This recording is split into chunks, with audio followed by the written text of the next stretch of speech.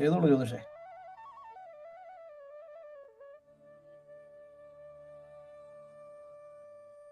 സുരേഷ് ഏട്ടൻ ആയിക്കോട്ടെങ്കിൽ.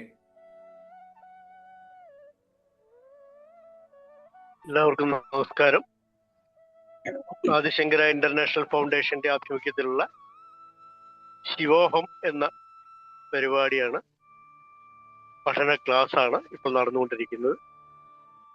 നമുക്കേവർക്കും ബഹുമാന്യായ സ്വപ്ന നായർ ആണ് നമുക്ക് വേണ്ടി ക്ലാസ് എടുത്ത് ഈ പഠന പരിപാടി നയിച്ചുകൊണ്ട് നമ്മളെ മുന്നോട്ട് നയിക്കുന്നത്.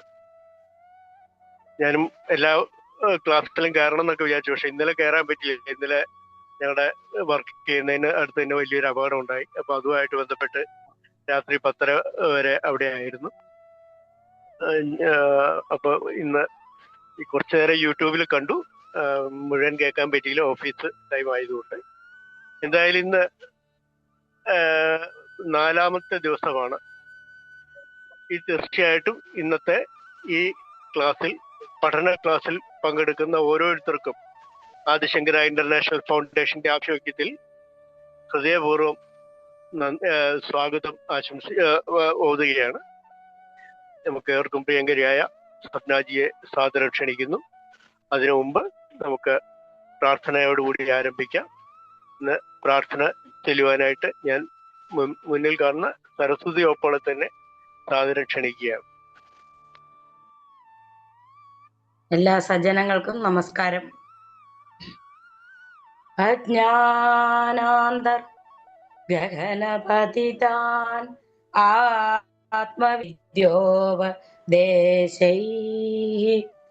ത്രാതും ലോകാൻ ഭവദവശിഖാ താപപാപാസ്യമാനാൻ മുക്ത്വാ മൗനം വടവിടവിനോ മൂലതോ നിഷ്പദന്തി ശംഭോർമൂർത്തി ശരദി ഭുവനേ ശങ്കരാചാര്യ രൂപാ സദാശിവസമാരംഭാം ശങ്കരാചാര്യ മധ്യമാം അസ്മദാചാര്യ പര്യന്താം വന്ദേ ഗുരുപരമ്പരാ. ശങ്കരം ശങ്കരാചാര്യം കേശവം ബാദരായണം സൂത്രഭാഷ്യ കൃതൗ വന്ദേ ഭഗവന്തോ പുനഃ പുനഃ. ജയശങ്കര ജയശങ്കര.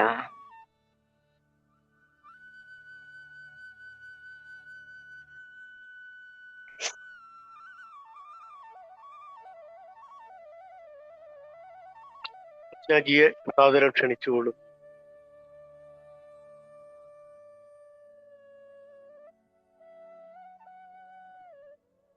നമഃശിവായ. ശ്രീ ഗുരുഭ്യോ നമഃ. നമഃ സുന്ദരനാഥായ തസ്മൈ ഹാലാസ്യവാസിനേ ചതുഷ്ഷഷ്ടിവിധാ ലീലാ യേന കാരിഭുവസ്ഥലേ ഐശ്വര്യം പരമം തത്വമാദിമധ്യാന്തവർജിതം ആധാരം സർവഭൂതാനം അനാധാർ അവിക്രിയം. നമഃശിവായ. അപ്പൊ നമ്മള് കഴിഞ്ഞ ദിവസം സിദ്ധന്റെ ലീലകള് പറഞ്ഞു. അത് കഴിഞ്ഞ് നമ്മള് ചെയ്തത് പറഞ്ഞു വെച്ചത്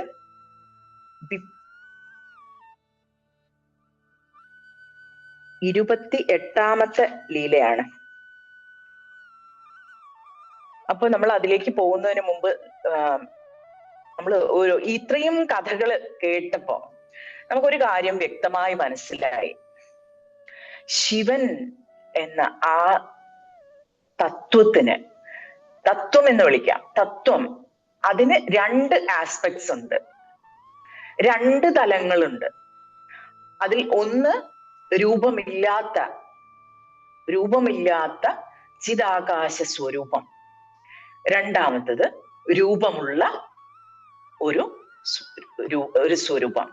അപ്പോ ഇത് തന്നെ നമ്മള് സുന്ദരേശ ലിംഗം ഈ കഥകളിലെല്ലാം പറയുന്നത് ഈ സുന്ദരേശ ലിംഗം, മൂലലിംഗത്തിൽ നിന്നും ഭഗവാൻ നിമിഷാവതാരമായി അവതരിച്ച് പുറത്തേക്ക് വരുന്നതാണെന്ന് കാണുന്നത്. അപ്പൊ ഇന്നലെ നമ്മൾ സിദ്ധന്റെ കഥ പറഞ്ഞപ്പോഴും ആ മൂലലിംഗത്തിൽ നിന്നാണ് സിദ്ധൻ ഇത്രയും ലീലകളാകാൻ പുറത്തേക്ക് വരുന്നത്. ഇത് നമ്മളുടെ സ്വരൂപത്തിന്റെ തന്നെ ഒരു എന്താണെന്നുള്ളതിനുള്ള ഒരു ക്ലൂ ആണിത്. എന്ന് വെച്ചാൽ നമ്മൾക്ക് ഓരോരുത്തർക്കും രണ്ട് തലങ്ങളുണ്ട്. ഒന്ന് ഈ പുറത്ത് ഈ കാണുന്ന രൂപം, രണ്ടാമത്തത് യഥാർത്ഥത്തിലുള്ള സ്വരൂപം, രൂപമെടുക്കാത്ത ബോധസ്വരൂപം. അതാണ് പ്രജ്ഞാനം, ബ്രഹ്മ എന്ന് പറഞ്ഞു വെച്ചിട്ടുള്ളത്.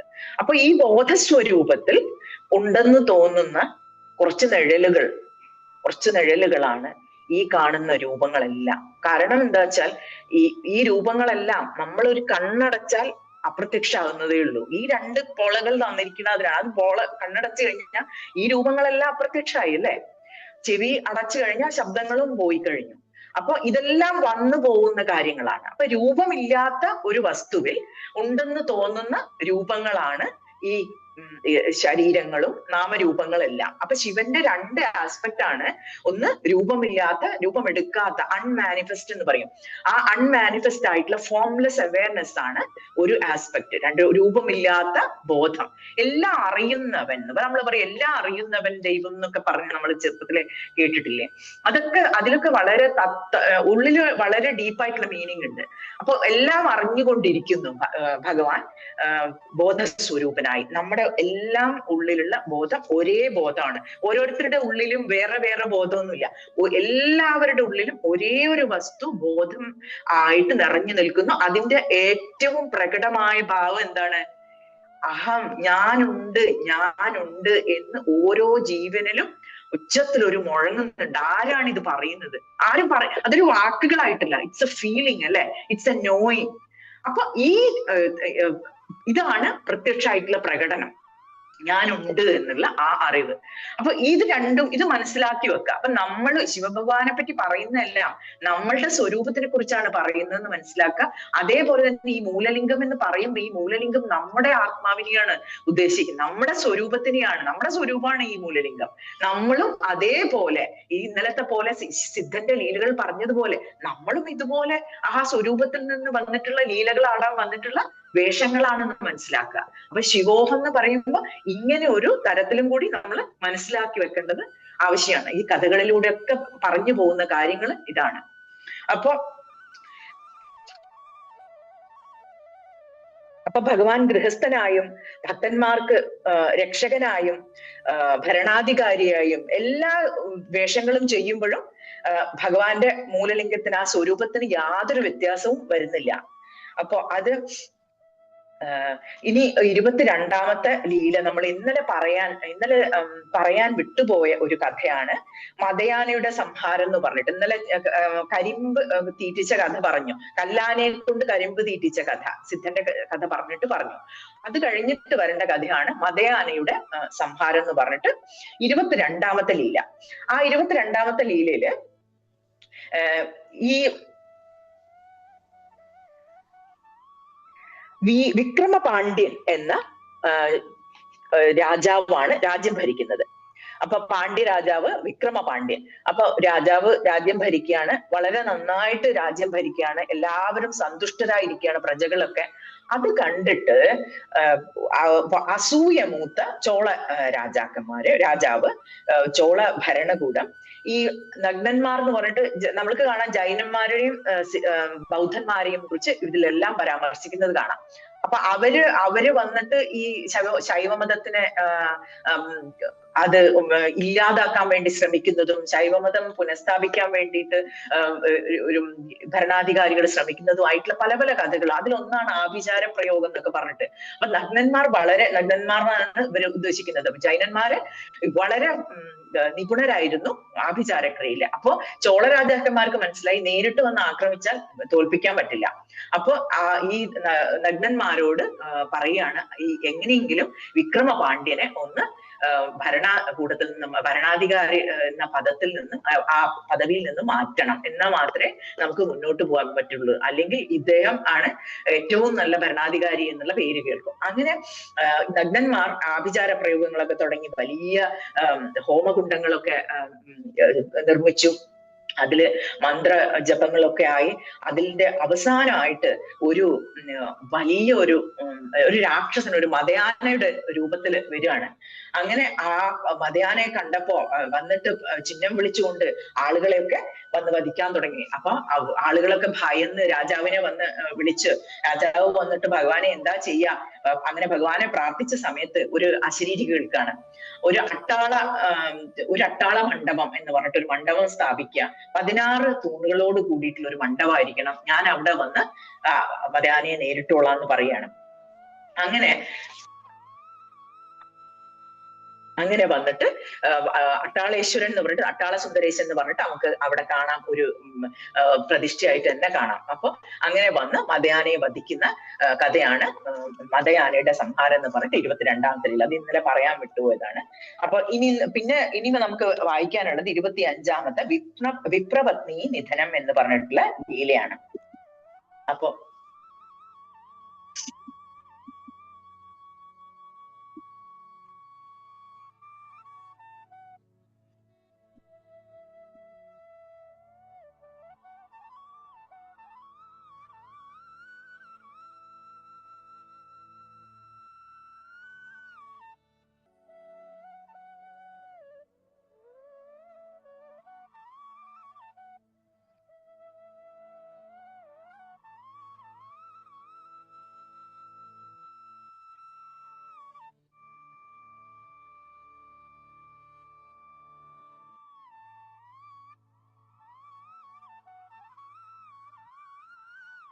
കാണാലോ അല്ലെ? ഒരു കോള് വന്നതായിരുന്നു. ഓക്കെ ശരി. ഓക്കെ, അങ്ങനെ വിപ്രപത്നി നിധനം എന്നുള്ള ഒരു കഥയാണ് നമ്മൾ ഇനി അടുത്തതായിട്ട് നോക്കാൻ പോകുന്നത്.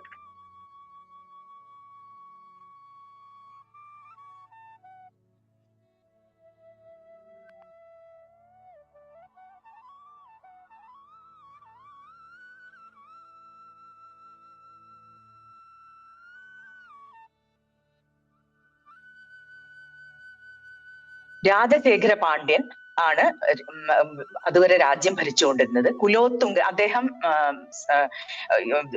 സ്വർഗപദം പ്രാപിച്ചു. അങ്ങനെ കുലോത്തുംഗൻ എന്ന രാജാവായിട്ട് കിരീടധാരണം പുത്രനെ ചെയ്തു. അങ്ങനെ നല്ല ധർമ്മങ്ങളൊക്കെ ആചരിച്ചുകൊണ്ട് അദ്ദേഹം രാജ്യം ഭരിച്ചു. അങ്ങനെ ഒരുപാട് പത്നിമാരും പുത്രന്മാരും അദ്ദേഹത്തിനുണ്ടായി. പക്ഷെ അതിൽ ഏറ്റവും ഉത്തമൻ അനന്തഗുണ പാണ്ഡ്യനായിരുന്നു. അങ്ങനെ ഒരു ദിവസം ഒരു ബ്രാഹ്മണൻ, ആ രാജ്യത്തുള്ള ഒരു ബ്രാഹ്മണൻ തന്റെ ഭാര്യയെയും കൂട്ടി, ഒരു 2 വയസ്സൊക്കെ ആയിട്ടുള്ള ഒരു കുഞ്ഞ് കൂടെ ഉണ്ട്. കുഞ്ഞും അമ്മയും കൂടെ, ഒരു ഭാര്യയും ഭർത്താവും ഈ കുഞ്ഞും കൂടെ ശ്വശുര ഗൃഹത്തിലേക്ക് യാത്രയാവുകയാണ്, മധുരയിലേക്ക്. അങ്ങനെ വരുന്ന വഴിക്ക് അന്നൊക്കെ വളരെ വലിയ വനങ്ങളാണ് ചുറ്റുമുള്ളത്. അപ്പൊ ഈ വനങ്ങളുടെ മധ്യത്തിലായിട്ട് ഇവരിങ്ങനെ നിൽക്കുകയാണ്. അപ്പൊ രാത്രി വളരെ നേരം ഇരുട്ടി തുടങ്ങി, ദാഹിച്ച് വലയുന്നുണ്ട്, ആരെയും കാണാനും ഇല്ല. അങ്ങനെ ഭയന്ന് ഇങ്ങനെ യാത്ര ചെയ്തുകൊണ്ടിരിക്കുകയാണ്. അപ്പൊ പെട്ടെന്ന് പത്നി പറയും, എനിക്കിനി ഒരു അടി പോലും നടക്കാൻ പറ്റില്ല, അത്രയും ഞാൻ ക്ഷീണിച്ചിരിക്കുന്നു, അതുകൊണ്ട് എനിക്കിനി ജലമില്ലാതെ മുന്നോട്ട് പോകാൻ പറ്റില്ല. അപ്പൊ ബ്രാഹ്മണൻ പറയും, ശരി അവിടെ ഇരിക്കൂ, ഞാനിപ്പോ വെള്ളം എവിടെയെങ്കിലും അന്വേഷിച്ച് കൊണ്ടുവരാം, എടുത്തു കൊണ്ടുവരാന്ന് പറയും. അങ്ങനെ അദ്ദേഹം കുറച്ച് ദൂരത്തേക്ക് നടന്നു പോവാണ് വെള്ളം കിട്ടാൻ പറ്റുമെന്ന് നോക്കാൻ വേണ്ടി. അപ്പൊ ഈ പത്നിയും ഇങ്ങനെ ഒരു വടവൃക്ഷത്തിന്റെ ചുവട്ടിലായിട്ടാണ് ഇരിക്കുന്നത്. അപ്പൊ ആപത്ത് കാലം കൊണ്ട് എന്ന് തന്നെ പറയണം. അവിടെ മുമ്പ് ഒരു കാട്ടാളൻ അയച്ചിരുന്ന ഒരു പ്രാവിനെ വധിക്കാൻ വേണ്ടിയിട്ട് അയച്ച ഒരു അസ്ത്രം അതവിടെ വടവൃക്ഷത്തിന്റെ മുകളിൽ തൂങ്ങിക്കിടക്കുന്നുണ്ട്. അപ്പോ അത് കണ്ടില്ല, അത് ഇവരെ ഇരിക്കുന്ന സമയത്ത് കണ്ടില്ല, കാരണം നേരം ഇരുട്ടി തുടങ്ങിയ സമയത്താണ്. അങ്ങനെ ഇരിക്കുന്ന ആ സ്ത്രീ അവിടെ കിടന്ന് മയങ്ങിപ്പോയി. ആ അസ്ത്രം വിധിവശാൽ അവരുടെ ദേഹത്ത് തറച്ച് അപ്പൊ തന്നെ രക്തം വാർന്ന് ആ വിപ്രപത്നി മരിച്ചു. അപ്പൊ വിപ്രൻ ജലം എവിടുന്നോ സംഭരിച്ച് വന്ന സമയത്ത് കാണുന്നത് രക്തത്തിൽ കുളിച്ചു കിടക്കുന്ന പത്നിയാണ്. അങ്ങനെ വാവിട്ട് കരഞ്ഞുകൊണ്ട് ആ വിപ്രൻ ഓടി നടന്ന് ആരാണിത് ചെയ്തത് എന്ന് പറഞ്ഞ് ഓടി നടക്കുമ്പോ കുറച്ച് അകലത്തായിട്ടൊരു കാട്ടാളനെ കണ്ടു. അപ്പൊ നീ തന്നെയാണ് എന്റെ ഭാര്യയെ വധിച്ചത് എന്ന് പറഞ്ഞ് അദ്ദേഹം ആ കാട്ടാളനെ പിടിച്ചു വലിച്ചുകൊണ്ട് രാജകൊട്ടാരത്തിലേക്ക് ചെല്ലുകയാണ്. അപ്പൊ രാജാവിനോട് പറഞ്ഞു കൊടുക്കും, കാര്യങ്ങൾ പറയും. എന്റെ ഭാര്യ അവിടെ ക്ഷീണിച്ച് ആ വടവൃക്ഷത്തിന്റെ ചോട്ടിൽ കിടക്കായിരുന്നു, അപ്പൊ അദ്ദേഹം എന്റെ ഭാര്യയെ വധിച്ചു.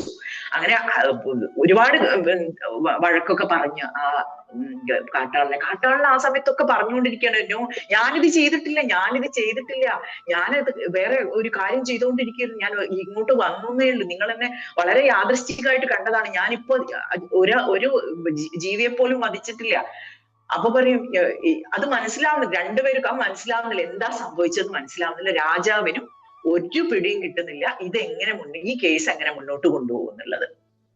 അങ്ങനെ ഇരിക്കുന്ന സമയത്ത് രാജാവ് വളരെ ചിന്താപരവശനായി, എന്തു ചെയ്യും ഇപ്പൊ? അങ്ങനെ ഇരിക്കുന്ന സമയത്ത് അങ്ങനെ അദ്ദേഹം സുന്ദരേശനോട് ഭഗവാനോട് പ്രാർത്ഥിച്ചു എന്തെങ്കിലും ഒരു വഴി ഉണ്ടാക്കി തരണം. അപ്പൊ എന്നിട്ട് പറയും, അപ്പൊ കാട്ടാളിനെ തുറുങ്കിലടയ്ക്കാൻ വേണ്ടി പറയും. അപ്പൊ അവിടെ ഹോൾഡ് ചെയ്ത് വെക്കും. രാജാവിന് വിപ്രൻ പറയും, ഇപ്പൊ തന്നെ ഇയാളെ വധിക്കണം, ഈ കാട്ടാളനെ വധിക്കണം, അവന് ശിക്ഷ കിട്ടണം, എനിക്ക് അല്ലാതെ ഞാൻ ഇവിടുന്ന് പോവില്ല.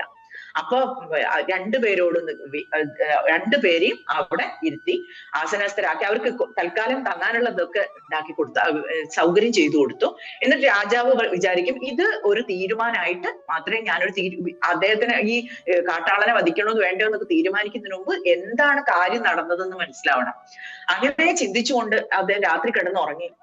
അപ്പൊ അദ്ദേഹത്തിന് ഒരു സ്വപ്ന ദർശനം ഉണ്ടാവുകയാണ്. അപ്പൊ അതിൽ പറയാണ്, ഒരു കാര്യം ചെയ്യണം, രാത്രി ഒരു അർദ്ധരാത്രി അങ്ങനെ സമയമാകുമ്പോ വേഷം മാറി സഞ്ചരിക്കുക, ഈ നഗരങ്ങളിലൊക്കെ ഒന്ന് ചുറ്റി സഞ്ചരിച്ചാൽ എന്താ വിവരം ഉണ്ടായതെന്ന് മനസ്സിലാവുമെന്ന് പറയും.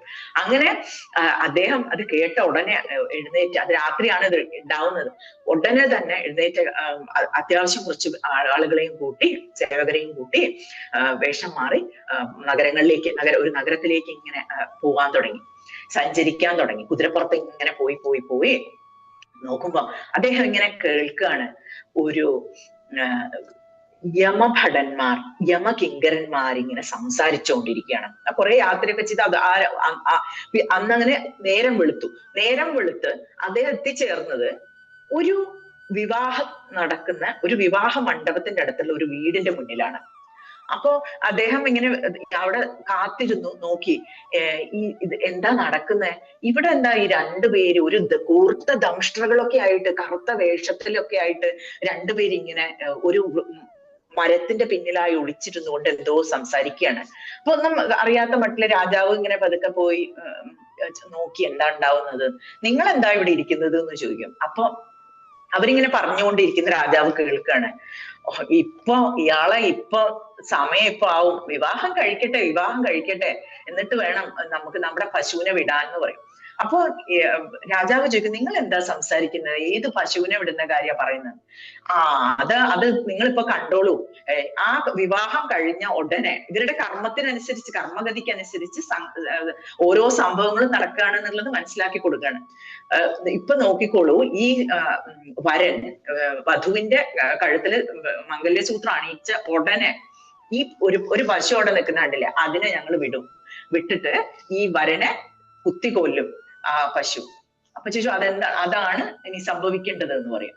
അപ്പൊ ഇത് യമകിങ്കരന്മാരാണ്, ഞങ്ങൾ യമകിങ്കരന്മാരാണ്. അപ്പൊ പറയുന്നത് അതെങ്ങനെയാ, അത് ഒന്നും അറിയാത്ത പോലെ രാജാവ് ചോദിച്ചാൽ അതെങ്ങനെയാ അത് സാധിക്കുക, ഈ പശുവിനെ കുത്തിയിട്ട് അത് നിങ്ങൾക്ക് ഇപ്പൊ കാണിച്ചു തരാന്ന് പറയും. ഇതാണോ ഇപ്പൊ ഇത്ര വലിയ കാര്യം? ഇന്നലെ രാത്രി ഞങ്ങൾ എന്താ ചെയ്തതെന്നറിയോ? അവര് ചെയ്ത കാര്യം വീരവാദം പോലെ ഇങ്ങനെ പറയാണ്.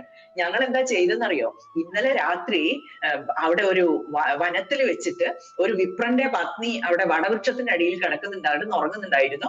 അപ്പോ അതിന്റെ മുകളിലായി, ആ വടവൃക്ഷത്തിന്റെ മുകളിലായി ഒരു അസ്ത്രം തൂങ്ങിക്കിടക്കുന്നുണ്ടായിരുന്നു. മുന്നേ ഏതോ കാട്ടാളൻ വിട്ടതാണ്.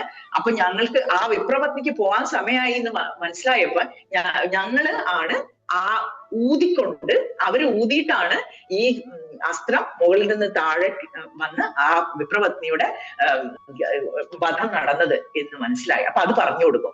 അത് കേട്ടപ്പോഴാണ് രാജാവിന് ഓ ഇതാണ് സംഭവിച്ചത് എന്ന് മനസ്സിലായി. അപ്പൊ രാജാവ് ഇതിലൊന്നും ഇടപെടാൻ പോയില്ല. കാരണം നിയതിയുടെ നിയമപ്രകാരം കർമ്മത്തിന്റെ നിയമങ്ങൾ അതിനനുസരിച്ച് നടക്കും. ഓരോരുത്തർക്ക് എന്തൊക്കെ സംഭവിക്കണമെന്ന് കൃത്യമായ സമയം ഉണ്ടാവും. അപ്പൊ അതിനനുസരിച്ച് നിയതി കാര്യങ്ങൾ നടത്തും. അതിലൊന്നും രാജാവ് ഇടപെടാൻ പോയില്ല. അങ്ങനെ രാജാവ് തിരിച്ചെത്തിയിട്ട് പറയും, ബ്രാഹ്മണനെ വിളിച്ച് കാര്യം പറഞ്ഞു കൊടുക്കും, ഇതാണ് ഉണ്ടായത്, അല്ലാതെ ഇയാളല്ല, ഈ കാട്ടാളനല്ല അങ്ങയുടെ പത്നിയെ കൊന്നത് എന്ന് പറയാണ്.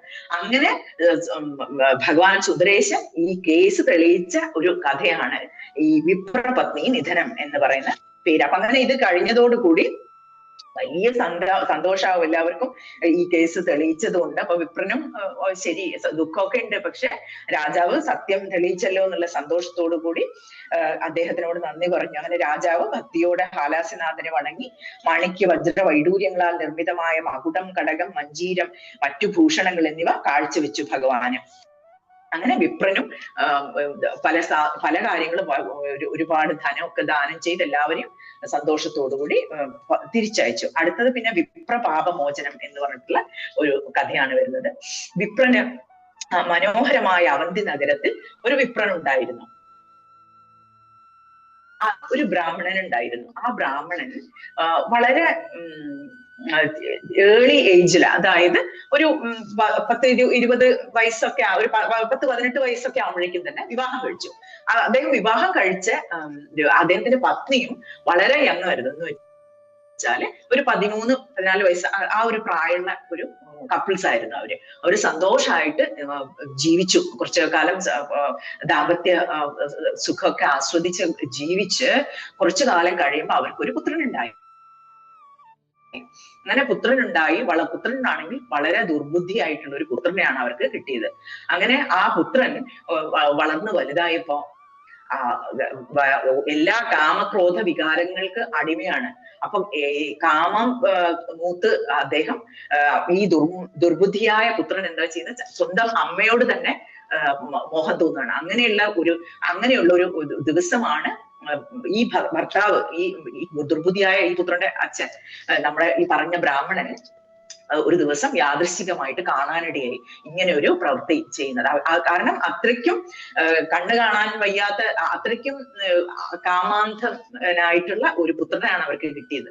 അപ്പൊ അങ്ങനെയുള്ള ഒരു ഇത് കണ്ടതോടുകൂടി വിപ്രൻ ദുഃഖിച്ച് അലറി വിളിച്ച് അങ്ങനെയൊക്കെ പ്രതികരിക്കാൻ തുടങ്ങിയപ്പോ വിപ്രനെ ആ നിമിഷം തന്നെ വധിക്കുകയാണ് ചെയ്യുന്നത്.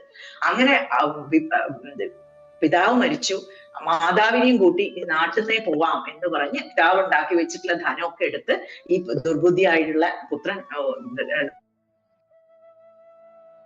ഓടി രക്ഷപ്പെടാൻ നോക്കുകയാണ്. അങ്ങനെ ഓടി രക്ഷപ്പെടാൻ നോക്കുന്ന സമയത്ത് ഒരു കാട്ടിലൂടെയാണ് പോകേണ്ടത്. കാട്ടിലൂടെ പോകുമ്പോൾ സ്വാഭാവികമായിട്ടും കള്ളന്മാരും വന്യമൃഗങ്ങളും എല്ലാം ഉണ്ടാവും. കണ്ടത് കുറച്ച് ആളുകൾ കണ്ടു ഈ പുത്രൻ ധനം എടുത്തിട്ട് പോകാൻ നോക്കുന്നത്. അവരെന്ത് ചെയ്തു, അമ്മേനെയും കൂട്ടി ആ ധനവും വാങ്ങി അവര് പോയി. അങ്ങനെ ഈ പുത്രൻ എല്ലാം നശിച്ചവനായിട്ട്, ഇനി ഒരു ജീവിതത്തിൽ ഇനി ഒന്നുമില്ല, രക്ഷപ്പെടാൻ ഒരു വഴിയില്ല എന്ന് മനസ്സിലായി. താൻ ചെയ്ത പാപങ്ങൾ എത്ര വലുതാണെന്ന് മനസ്സിലായി ആ പുത്രൻ അതീവ ദുഃഖിതനായി പശ്ചാത്തപിക്കാൻ തുടങ്ങി. അങ്ങനെ ഇനി എനിക്ക് ജീവിക്കണ്ട, ഞാൻ എത്ര വലിയ തെറ്റാണ് ചെയ്തത് എന്ന് ദുഃഖിച്ചുകൊണ്ട് ഈ പുത്രൻ ഇങ്ങനെ ഇരിക്കുന്ന സമയത്ത് ഈ മീനാക്ഷി സുന്ദരേശ്വരന്മാര് ആ സമയത്ത് കിരാത വേഷത്തില് ആണുള്ളത്. അപ്പൊ അവര് ഇടയ്ക്കിടയ്ക്ക് ഇങ്ങനെ പല പല വേഷങ്ങളൊക്കെ എടുത്ത് ഈ സുന്ദരേശ ഈ മീനാക്ഷി ക്ഷേത്രത്തിന്റെ ആ ഹാലാസ്യ ക്ഷേത്രത്തിന്റെ പരിസരങ്ങളിലായിട്ട് ഇങ്ങനെ നടക്കും. ചിലപ്പം മുരുക ഭഗവാനും ഗണപതി ഭഗവാനും ഒക്കെ കൂടെ ഉണ്ടാവും. അപ്പൊ ഇങ്ങനെ ചെയ്യുന്ന അവരിങ്ങനെ ഒരു നടന്നുകൊണ്ടിരിക്കുന്ന സമയത്ത് കാണും ഈ പുത്രൻ ഇങ്ങനെ ഇരുന്ന് ദുഃഖിച്ചുകൊണ്ടിരിക്കുന്നത് ഭഗവാന് കാണും. ഭഗവാന് ഏത് മഹാപാപങ്ങളിൽ വെച്ച് മഹാപാപം ചെയ്ത ആളായാലും ഭഗവാന് എല്ലാവരോടും കാരുണ്യാണ്. ആരാണ് എന്നുള്ള യാതൊരു വ്യത്യാസവും ഇല്ല. അപ്പൊ ഭഗവാൻ വന്നിട്ട് പറയും നീ മഹാപാപികളിൽ വെച്ച് മഹാപാപിയാണ്, അതെനിക്കറിയാം. നിനക്ക് നീ ചെയ്ത പാപങ്ങൾക്ക് പശ്ചാത്താപിച്ചിട്ട് ഒരു പ്രായശ്ചിത്വം ഇല്ല, വാസ്തവത്തിൽ ഒരു പ്രായശ്ചിത്വം ഇല്ല. പക്ഷേ നിന്നോടുള്ള കാരുണ്യം കൊണ്ട് നിന്റെ അടുത്ത് ഞാൻ അതിനുള്ള ഒരു വഴി പറയാമെന്ന് പറയാണ്.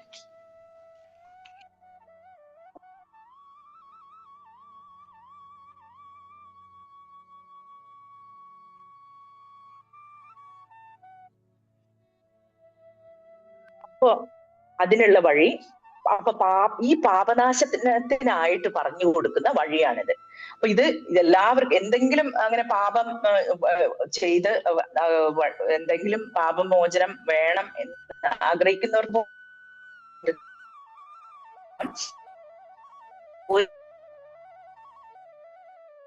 ഭഗവാൻ പറയുന്നത് നിനക്ക് ദാനം ചെയ്യാൻ അറിയാം. അതുകൊണ്ട് എല്ലാ ദിവസവും 3 മാസം കറുകയും വെള്ളവും ആദരവോടെ പശുവിന് നൽകുക. ഭക്തിയോടുകൂടി സുന്ദരേശ ഹാലാസ്യനാഥന് ഭക്തിയോടുകൂടി പ്രദക്ഷിണ ചെയ്യുക. അവിടെ പ്രദക്ഷിണം ചെയ്യാന്ന് പറയുന്നത് വളരെ വിശേഷമാണ്. അങ്ങനെ പ്രദക്ഷിണം ചെയ്യുക, ഭക്ത ശുശ്രൂഷ, ഇതൊക്കെ ചെയ്തുകൊണ്ടിരിക്കുക 3 മാസം. ശിവഭക്തന്മാരെയൊക്കെ ശുശ്രൂഷിക്കുക, അവർക്ക് വേണ്ട കാര്യങ്ങൾ ചെയ്തു കൊടുക്കുക, അവർക്ക് ആഹാരം ഉണ്ടാക്കി കൊടുക്കുക, അങ്ങനെ ഏതെങ്കിലും തരത്തിൽ അവരെ സഹായിച്ചുകൊണ്ടിരിക്കുക. ഭഗവാന് തനിക്ക് ചെയ്തു തരുന്ന കാര്യങ്ങൾ ചെയ്തിരുന്ന പോലെ തന്നെ അതിനേക്കാളും ആനന്ദമാണ് ഭഗവാന് തന്റെ ഭക്തന്മാരെ സേവിക്കുന്നവർക്ക്, ഭഗവാന് തന്റെ ഭക്തന്മാരെ ശുശ്രൂഷിക്കുന്നവരെ അല്ലെങ്കിൽ അവർക്ക് ദാനം ചെയ്യുന്നവരൊക്കെ ഒരുപാട് ഇഷ്ടമാണ്. അപ്പൊ പിന്നെ വേറൊരു കാര്യം,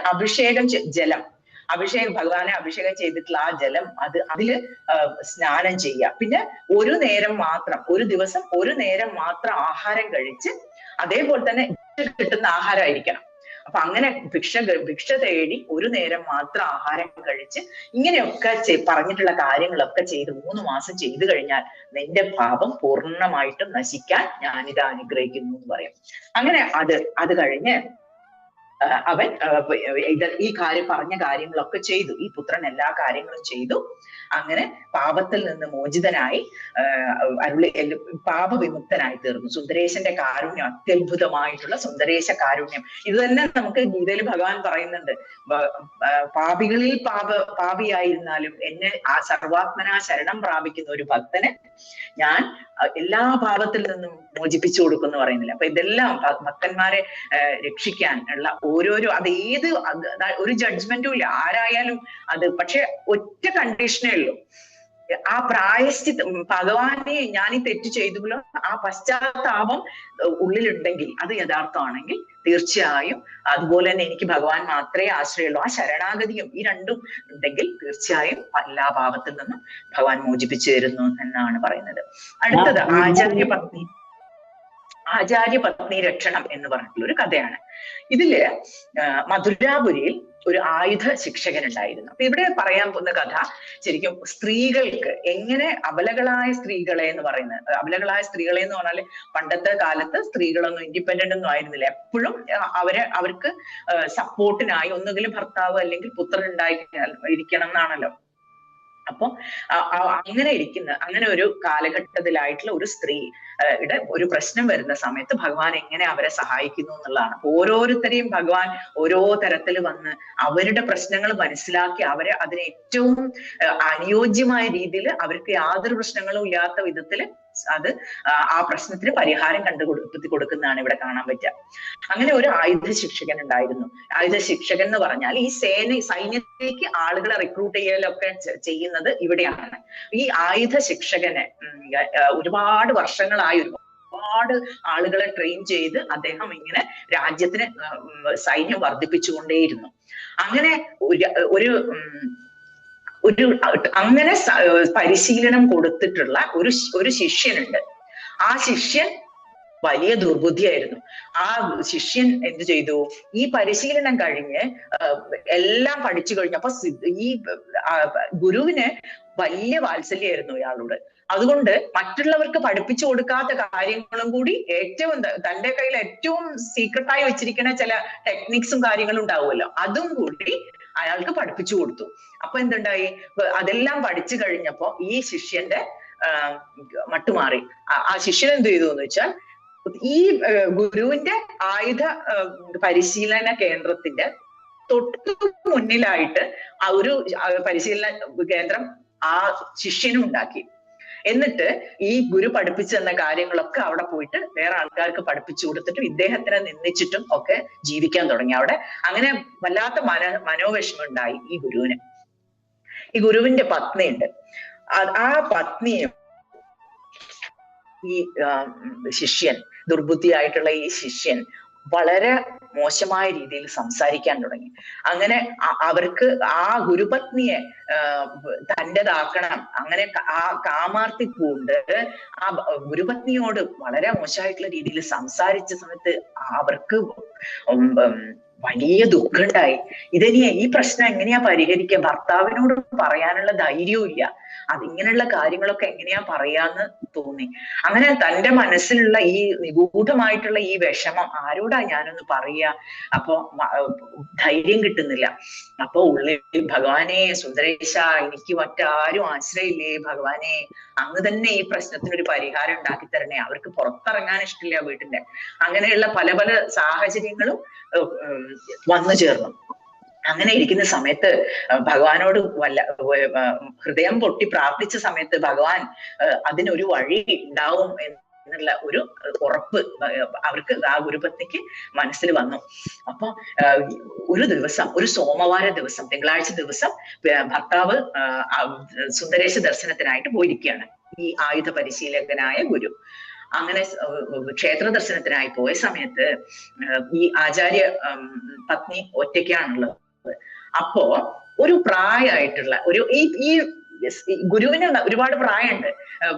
ഈ ഭർത്താവിന്, ഈ പറഞ്ഞ ആയുധ പരിശീലകനായ ഭർത്താവിന്, ഗുരുവിന് കുറച്ച് പ്രായമുണ്ട്. അപ്പൊ ആ പ്രായമുള്ള ആ ഭർത്താവിന്റെ രൂപത്തിൽ ഭഗവാൻ വരികയാണ്. ആലാസിനാഥൻ പ്രത്യക്ഷപ്പെടുകയാണ്.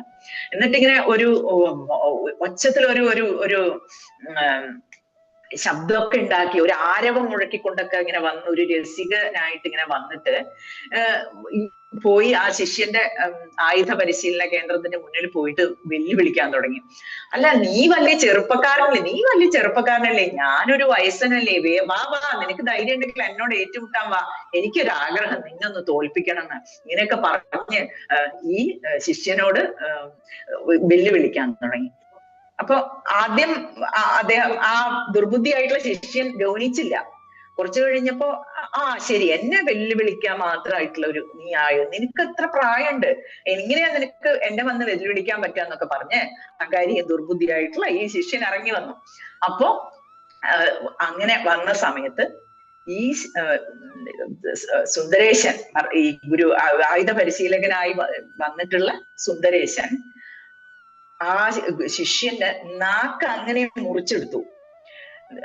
ഇത്രയും അധപ്പതിച്ച വാക്കുകൾ ഒരു സ്ത്രീയോട്, അതും ഗുരുപത്നിയോട് പറയാൻ, നിന്റെ നാക്ക് പൊന്തിട്ടുണ്ടെങ്കിൽ നിന്റെ നാക്ക് ഇവിടെ ഉണ്ടാവാൻ പാടില്ല. ഭഗവാൻ അങ്ങനെ ഛേദിച്ചു കളഞ്ഞു. നോക്കൂ, നിയമങ്ങള് അത്ര സ്ട്രിക്റ്റ് ആണ്. ഭഗവാന്റെ നിയമങ്ങളൊക്കെ അങ്ങനെയാണ്. പിന്നെ കൈകള്, നിന്റെ കൈകള്, ഇങ്ങനെയുള്ള കൈകൾ ഉണ്ടാവാൻ പാടില്ല എന്ന് പറഞ്ഞ് കൈകളും ഛേദിച്ചു കഴിഞ്ഞു. വക്ഷസ്സില് ഒരുപാട് താടനങ്ങളും കൊടുത്തു, നന്നായി ശിക്ഷിച്ചു വിട്ടു. അലറിക്കൊണ്ട് ആ ശിഷ്യൻ ഓടിപ്പോയി. അങ്ങനെ അപ്പോ ആർക്കും അറിയില്ല ഇത് ഭഗവാനാണ് ഈ ഗുരുവായിട്ട് ഗുരുവിന്റെ വേഷത്തിൽ വന്നിട്ടുള്ളത്. അങ്ങനെ ഈ ഗുരു ക്ഷേത്ര ദർശനം കഴിഞ്ഞ് തിരിച്ചു വരുന്ന സമയത്ത് എല്ലാവരും അത്ഭുതത്തോടെ നോക്കി, അല്ല, ഇത്ര സമയം സമയം ഇവിടെ കണ്ട ഇത്ര സമയം ഇവിടെ ഉണ്ടായിരുന്നില്ല. ഇല്ല, ഞാൻ ക്ഷേത്രത്തിൽ പോയി വരികയല്ലേ. അവൻ പറയും ഇത്ര സമയം. അപ്പൊ ഈ ഇയാളെ ശിക്ഷിച്ചത് ആരാണ്? എനിക്കൊന്നും അറിയില്ല എന്ന് പറയും അപ്പൊ ഗുരു. അപ്പോഴാണ് ഭാര്യ വേഗത്തിൽ ഭർത്താവിനെ വിളിച്ച് അകത്ത് കൊണ്ടുപോയി, നോക്കൂ, എന്നോട് ക്ഷമിക്കണം, എനിക്ക് പറയാനുള്ള ഒരു വിഷമം കൊണ്ട് ഞാൻ ഈ പ്രശ്നം പറഞ്ഞില്ല. ഞാൻ സുന്ദരേശനോട് പ്രാർത്ഥിച്ചപ്പോ ഭഗവാൻ അങ്ങയുടെ രൂപത്തിൽ വന്നിട്ട് ഈ ദുർബുദ്ധിയെ നന്നായിട്ട് ശിക്ഷിച്ചു വിട്ടു. ഇനി ഒരിക്കലും അവന്റെ ഉപദ്രവം ഉണ്ടാവാത്ത വിധത്തിൽ അവന്റെ നാക്ക് ഛേദിച്ചു കളഞ്ഞു, അവന്റെ കൈകൾ മുറിച്ചു കളഞ്ഞു.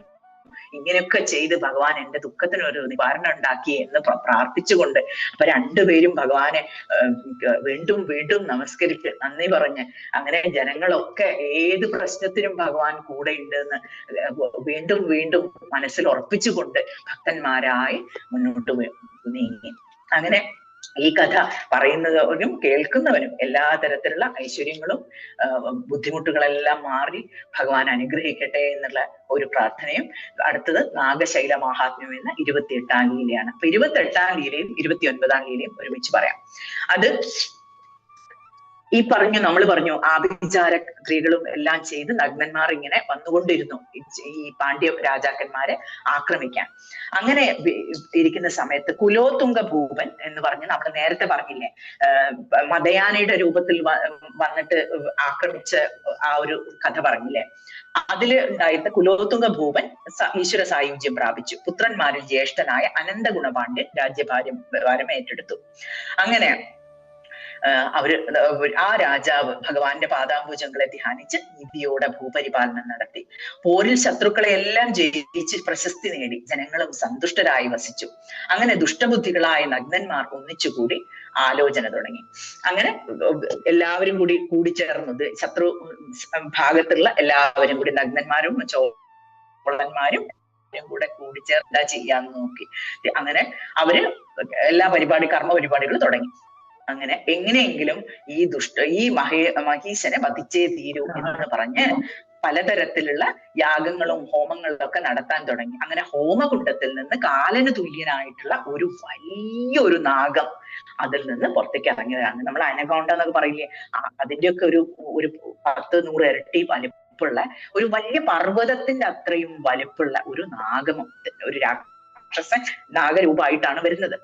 അങ്ങനെ വന്നിട്ട് ഇത് വരുന്ന സ്ഥലത്ത് അതിന്റെ അമർന്നിട്ട് തന്നെ ആളുകൾ മരിക്കുന്നുണ്ട്. അങ്ങനെ ആക്രമിച്ച് വിഷം ഇങ്ങനെ ചീറ്റുകയാണ്. അപ്പൊ ആ വിഷത്തിന്റെ ഇതില് ആളുകളൊക്കെ ബോധരഹിതരായിട്ട് വീഴുന്നു, ആളുകൾ മരിച്ചു വീഴാനൊക്കെ തുടങ്ങുന്ന സമയത്ത് രാജാവിനെ വിവരം അറിയിച്ച് രാജാവിന് എന്താ ചെയ്യേണ്ടതെന്ന് മനസ്സിലാവുന്നില്ല. കാരണം ഇത് അസ്ത്രങ്ങൾ കൊണ്ട് ചെയ്യേണ്ടതാണെങ്കിൽ അദ്ദേഹത്തിന് ചെയ്യാൻ പറ്റും, സൈന്യത്തിനെ വിളിച്ച് ഇതെന്താ ചെയ്യേണ്ടതെന്ന് മനസ്സിലാവുന്നില്ല.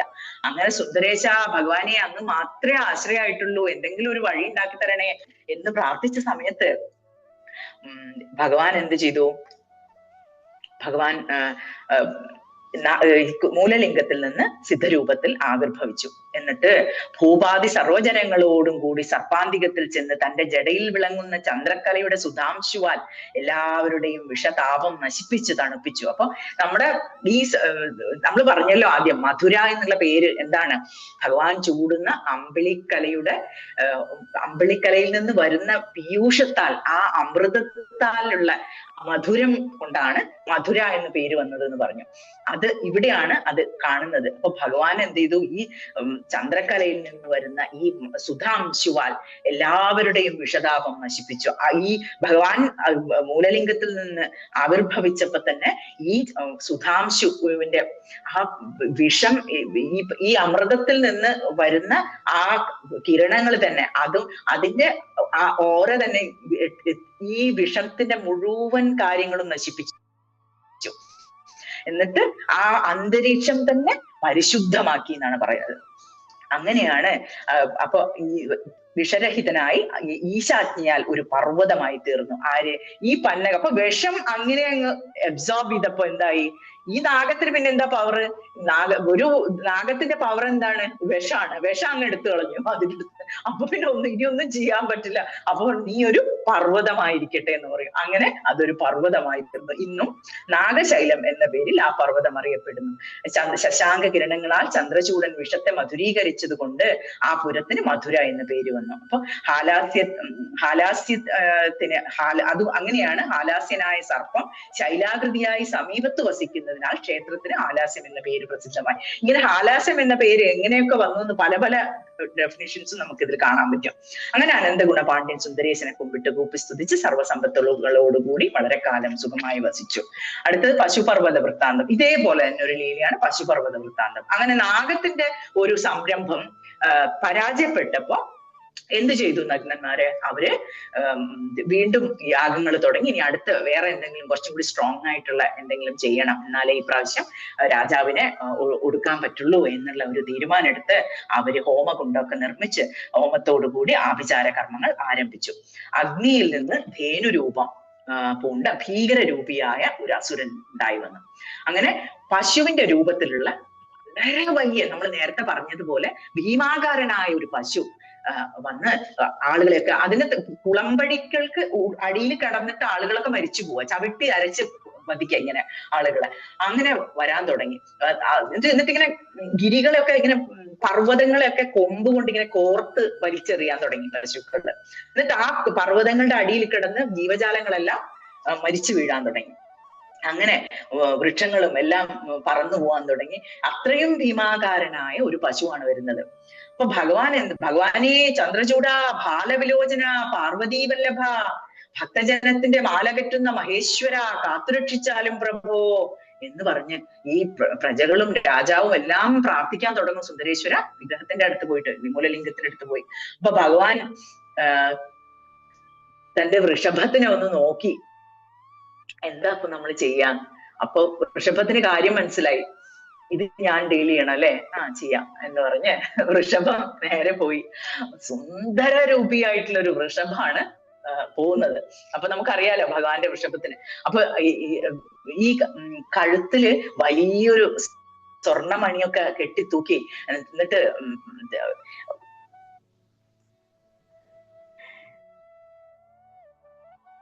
അതിന്റെ സൗന്ദര്യം എന്ന് പറയുന്നത് അത് വെളുത്ത് കൊഴുത്ത് അതിങ്ങനെ തുള്ളി തുള്ളി നടക്കുകയാണ്. അത് എല്ലാവരും കൗതുകത്തോടെ ഇത് എവിടുന്നാ വരുന്നത്? ഈ ഭൂമിയിലൊന്നും ഇത്ര മനോഹരനായിട്ടുള്ള ഒരു കാളയെ കണ്ടിട്ടേ ഇല്ലല്ലോ എന്ന് പറഞ്ഞു വിചാരിച്ച ആളുകൾ നോക്കി നിൽക്കുകയാണ്. എന്ത് ചെയ്തു? ഈ പശുവിന്റെ ഈ വളരെ ക്രോധത്തോടു കൂടി നിൽക്കുന്ന ഈ പശുവിന്റെ അടുത്ത് ഇങ്ങനെ പോയിട്ടൊന്ന് നോക്കി ഈ കാള. എല്ലാം ഈ പശുവിന്റെ ക്രോധവും എല്ലാം കഴിഞ്ഞ് ആകെ കൂടെ മോഹപരവശയായി ആ പശു ഇങ്ങനെ നോക്കി നിൽക്കുകയാണ് ഈ കാളയെ. ഇത് എവിടുന്ന് വന്നു? ഇത്രയും സുന്ദര രൂപിയായിട്ടുള്ള ഒരു കാളയെ ഞാൻ കണ്ടിട്ടേ ഇല്ല. അങ്ങനെ പറഞ്ഞ് ആ കാമാർത്തി കൊണ്ട് ആ പശു കോപം എല്ലാം മറന്ന് ആ കാളയെ തന്നെ നോക്കി നിന്നു. അങ്ങനെ ഈ പശുവിന്റെ ഈ വൃഷഭത്തെ കണ്ട് വീര്യം ശ്രവിച്ച് നിർവീര്യയായി നിമീലിത നേത്രങ്ങളോടുകൂടി ഭൂമിയിൽ പശു വീണ് യമലോകം പ്രാപിച്ചു. അങ്ങനെ ആ വീര്യം പോയി അപ്പൊ തന്നെ യമലോകം പ്രാപിച്ചു. അങ്ങനെ ആ പശു പർവ്വതം എന്നുള്ള പേരായി ഒരു പർവ്വതം ശിവാജ്ഞയായി ഉണ്ടായി. ആ പശുപർവ്വതത്തിനെയാണ് പിന്നീട് വൃഷഭാചലം എന്ന പേരിൽ അറിയപ്പെട്ടത്. ഈ വൃഷഭാചലത്തിന് ഒരു പ്രാധാന്യം കൂടി ഉണ്ട്. ശ്രീരാമസ്വാമി സീതാദേവിയുടെ അന്വേഷണത്തിനായിട്ട് ഇങ്ങനെ യാത്ര പുറപ്പെട്ട് ആ പ്രദേശത്ത് എത്തിയ സമയത്ത് അഗസ്ത്യമുനി സുന്ദരേശ്വരന്റെ മാഹാത്മ്യം അദ്ദേഹത്തെ വർണ്ണിച്ചു കേൾപ്പിച്ചു. രഘൂത്തമൻ ഉടനെ ഹേമപത്മാകരത്തിൽ ചെന്ന് സ്നാനം ചെയ്ത് മീനാക്ഷി ദേവിയെയും സോമസുന്ദരനെയും ഭക്തിയോടെ സ്തുതിച്ചു പൂജിച്ചു പ്രാർത്ഥിച്ചു. മഹേശ്വര തിങ്കൾ ചൂട പ്രഭു, അങ്ങയുടെ പുണ്യക്ഷേത്രങ്ങൾ ഭൂമിയിൽ ധാരാളം ഉണ്ടെങ്കിലും ഹാലാസ്യ തുല്യമായ ഒരു ക്ഷേത്രം മറ്റൊരിടത്തുമില്ല. അങ്ങയുടെ ലിംഗദർശനം നടത്തുന്നവർക്ക് എണ്ണമില്ലാത്ത പാപങ്ങൾ അകന്ന് പുണ്യങ്ങൾ വർദ്ധിക്കുന്നു. ഇങ്ങനെ ഭഗവാൻ ശ്രീരാമസ്വാമി സ്തുതിച്ച് ഭഗവാനെ പ്രാർത്ഥിച്ചപ്പോ, അനുഗ്രഹിക്കണേ ഭഗവാനെ, ഞാനിങ്ങനെ ഒരു പ്രശ്നത്തിലാണ് എന്ന് പറഞ്ഞപ്പോ ഭഗവാൻ അശരീരിയായിട്ട് കേൾക്കാൻ തുടങ്ങി. ശ്രീരാമസ്വാമി, നിന്റെ കാര്യസിദ്ധ്യത്തിന് ഞാനൊരു ഉപായം പറയാം. നീ വാനരസേനയോടൊപ്പം ലങ്കയിൽ പ്രവേശിച്ച് യുദ്ധത്തിൽ രാവണനെ വധിച്ച് പതിവ്രതാ ശിരോരത്നമായ സീതയെ വീണ്ടെടുത്ത് അയോധ്യാപുരിയിലെത്തി വളരെ കാലം നീതിയോടെ ലോകപരിപാലനം ചെയ്ത് വൈകുണ്ഠലോകം പ്രാപിക്കുക. ഇങ്ങനെ ഭഗവാൻ അശരീരിയായിട്ട് അതിൽ പറഞ്ഞു. അങ്ങനെ ശ്രീരാമസ്വാമി ദേവകൽപിതം അനുസരിച്ച് ലങ്കയിലെത്തി രാവണ നിഗ്രഹം നടത്തി സീതയെ വീണ്ടെടുത്ത് വിഭീഷണനെ രാജാവായി വാഴിച്ചു. അങ്ങനെ രാമനാഥാഖ്യമായ ഒരു ശിവലിംഗം പ്രതിഷ്ഠിച്ച് പൂജിക്കുകയും ചെയ്തു. അനന്തരം സീതാലക്ഷ്മണ സമേതം അയോധ്യയിൽ പ്രവേശിച്ച് അനേക വർഷം വാണരുളി. അപ്പൊ ഇതാണ് ഋഷഭാചലത്തിന്റെ കഥ. അപ്പൊ ഈ ഋഷഭാചലത്തിലാണ് അവർ താമസിച്ചിരുന്നത്. അങ്ങനെ വന്ന് നിന്ന സമയത്ത് അവിടെ വെച്ചിട്ടാണ് അഗസ്ത്യമുനി ശ്രീകാലാശ്രമത്തിന്റെ കാര്യങ്ങൾ പറഞ്ഞു. അടുത്ത ലീലയാണ് 30-ാം ലീല, സുന്ദരേശ സേനായനം. അനന്തഗുണ പാണ്ഡ്യൻ സർവലോക പ്രാപ്തിക്ക് ശേഷം പുത്രനായ കുലഭൂഷണ പാണ്ഡ്യനെ രാജാവായിട്ട് വാഴിച്ചു. അപ്പൊ ഈ കുലഭൂഷണ പാണ്ഡ്യൻ എന്ന് പേരായിട്ടുള്ള രാജാവിന് ഒരു സൈന്യാധിപതി ഉണ്ട്. ആ സൈന്യാധിപതിയുടെ പേരാണ് സുന്ദര സാമന്തൻ. അക്കാലത്ത് കിരാതന്മാരുടെ അധിപനായ ചേതി രാജാവ് കുലഭൂഷണ പാണ്ഡ്യനോട് യുദ്ധം ചെയ്യാൻ സൈന്യങ്ങളെ ശേഖരിച്ചു തുടങ്ങി. അപ്പൊ ഇവർക്കൊരു ചാരന്മാര് വന്നിട്ട് പറയാണ്, രാജാവേ, ചേതി രാജാവ് ഇങ്ങനെ ഒരു ആക്രമണത്തിന് പുറപ്പെടുന്നുണ്ട്, അവര് അതിനുള്ള പരിപാടികളൊക്കെ തുടങ്ങിക്കഴിഞ്ഞു, അങ്ങനെ പ്രിപ്പറേഷൻസ് ഒക്കെ തുടങ്ങിക്കഴിഞ്ഞു എന്ന് പറഞ്ഞപ്പോ, നമുക്ക് സൈന്യം വളരെ കുറവാണല്ലോ, നമുക്ക് ഇത്രയൊന്നും സൈന്യം പോരാ, ഇനി ഒരുപാട് ഭടന്മാരെ റിക്രൂട്ട് ചെയ്യണം. അപ്പോ സൈന്യാധിപതിയോട് പറയും, എത്ര വേണമെങ്കിൽ ധനം നീ ഭണ്ഡാരത്തിൽ നിന്ന് എടുത്തോളൂ, എന്നിട്ട് നല്ല ഒരു സൈന്യത്തിന് എത്രയും പെട്ടെന്ന് തയ്യാറാക്കി ഇവിടെ എത്തിക്കണം എന്ന് പറയും. അപ്പൊ സുന്ദര സാമന്തൻ പറയും, ശരി രാജാവേ, അങ്ങ് പറയുന്നത് പോലെ അതിനുള്ള കാര്യങ്ങളെല്ലാം ഞാൻ ചെയ്യാം. സുന്ദര സാമന്തൻ പക്ഷെ ഈ ഭക്തനാണ് സുന്ദരസാമന്തൻ. സുന്ദരസാമന്തൻ എന്ത് ചെയ്തു? ഒരുപാട് ധനം എടുത്തു ഭണ്ഡാരത്തിൽ നിന്ന്. ആ ധനം മുഴുവനും സുന്ദരേശ ക്ഷേത്രത്തിന്റെ അതിന്റെ പുനർനിർമ്മാണത്തിനും അതിനു വേണ്ട അവിടെയുള്ള ശിവഭക്തന്മാർക്ക് സൗകര്യങ്ങൾ ചെയ്തു കൊടുക്കാനും എല്ലാമായിട്ടും ആ ധനം മുഴുവൻ വിനിയോഗിച്ചു. എന്നിട്ട് ഭഗവാനോട് പ്രാർത്ഥിച്ചു, എനിക്കറിയാം ഭഗവാൻ എന്തെങ്കിലും ഒരു വഴി കാട്ടിത്തരും, ഒരു സൈന്യത്തെ ഇവിടെ എത്തിച്ചു തരുന്നു, അതുകൊണ്ട് ഭഗവാൻ തന്നെ നോക്കിക്കൊള്ളണേ, ഇത് എനിക്ക് മറ്റാരും ആശ്രയിക്കില്ല, ഭഗവാനെ മാത്രം ആശ്രയിച്ചിട്ടാണ് ഞാൻ ഇത്ര വലിയൊരു പ്രവൃത്തി ചെയ്യുന്നത് എന്ന് പറഞ്ഞ് സുന്ദര സാമന്തൻ ഇങ്ങനെ കാത്തിരിക്കുകയാണ്. രാജാവ് പിറ്റേ ദിവസം കുറച്ച് ദിവസം കഴിഞ്ഞിട്ട് രാജാവ് പറഞ്ഞു, അല്ല സുന്ദര സാമന്ത, എത്ര ദിവസമായി പോയിട്ട്, ധനമൊക്കെ എടുത്ത് പോയിട്ട് എത്ര ദിവസമായി, വേഗത്തിൽ സൈന്യത്തെ കൊണ്ടുവരൂ എന്ന് പറഞ്ഞു. അങ്ങനെ ഈ സുന്ദര സാമന്തൻ പ്രാർത്ഥിച്ചു നിൽക്കുകയാണ്. അങ്ങനെ എന്താണ് ഞാനിപ്പോ രാജാവിനോട് പറയുക, ഇങ്ങനെ ചിന്തിച്ചുകൊണ്ടിരിക്കുകയാണ്. അപ്പൊ ഭക്തവത്സലനും കൃപാനിധിയുമായിട്ടുള്ള ഭഗവാൻ ശങ്കരൻ നന്ദികേശൻ തുടങ്ങിയ ഭൂതഗണങ്ങളെ ഈ നന്ദികേശൻ അങ്ങനെ തുടങ്ങിയിട്ടുള്ള എല്ലാ ഭൂതഗണങ്ങളെയും പിടിച്ച്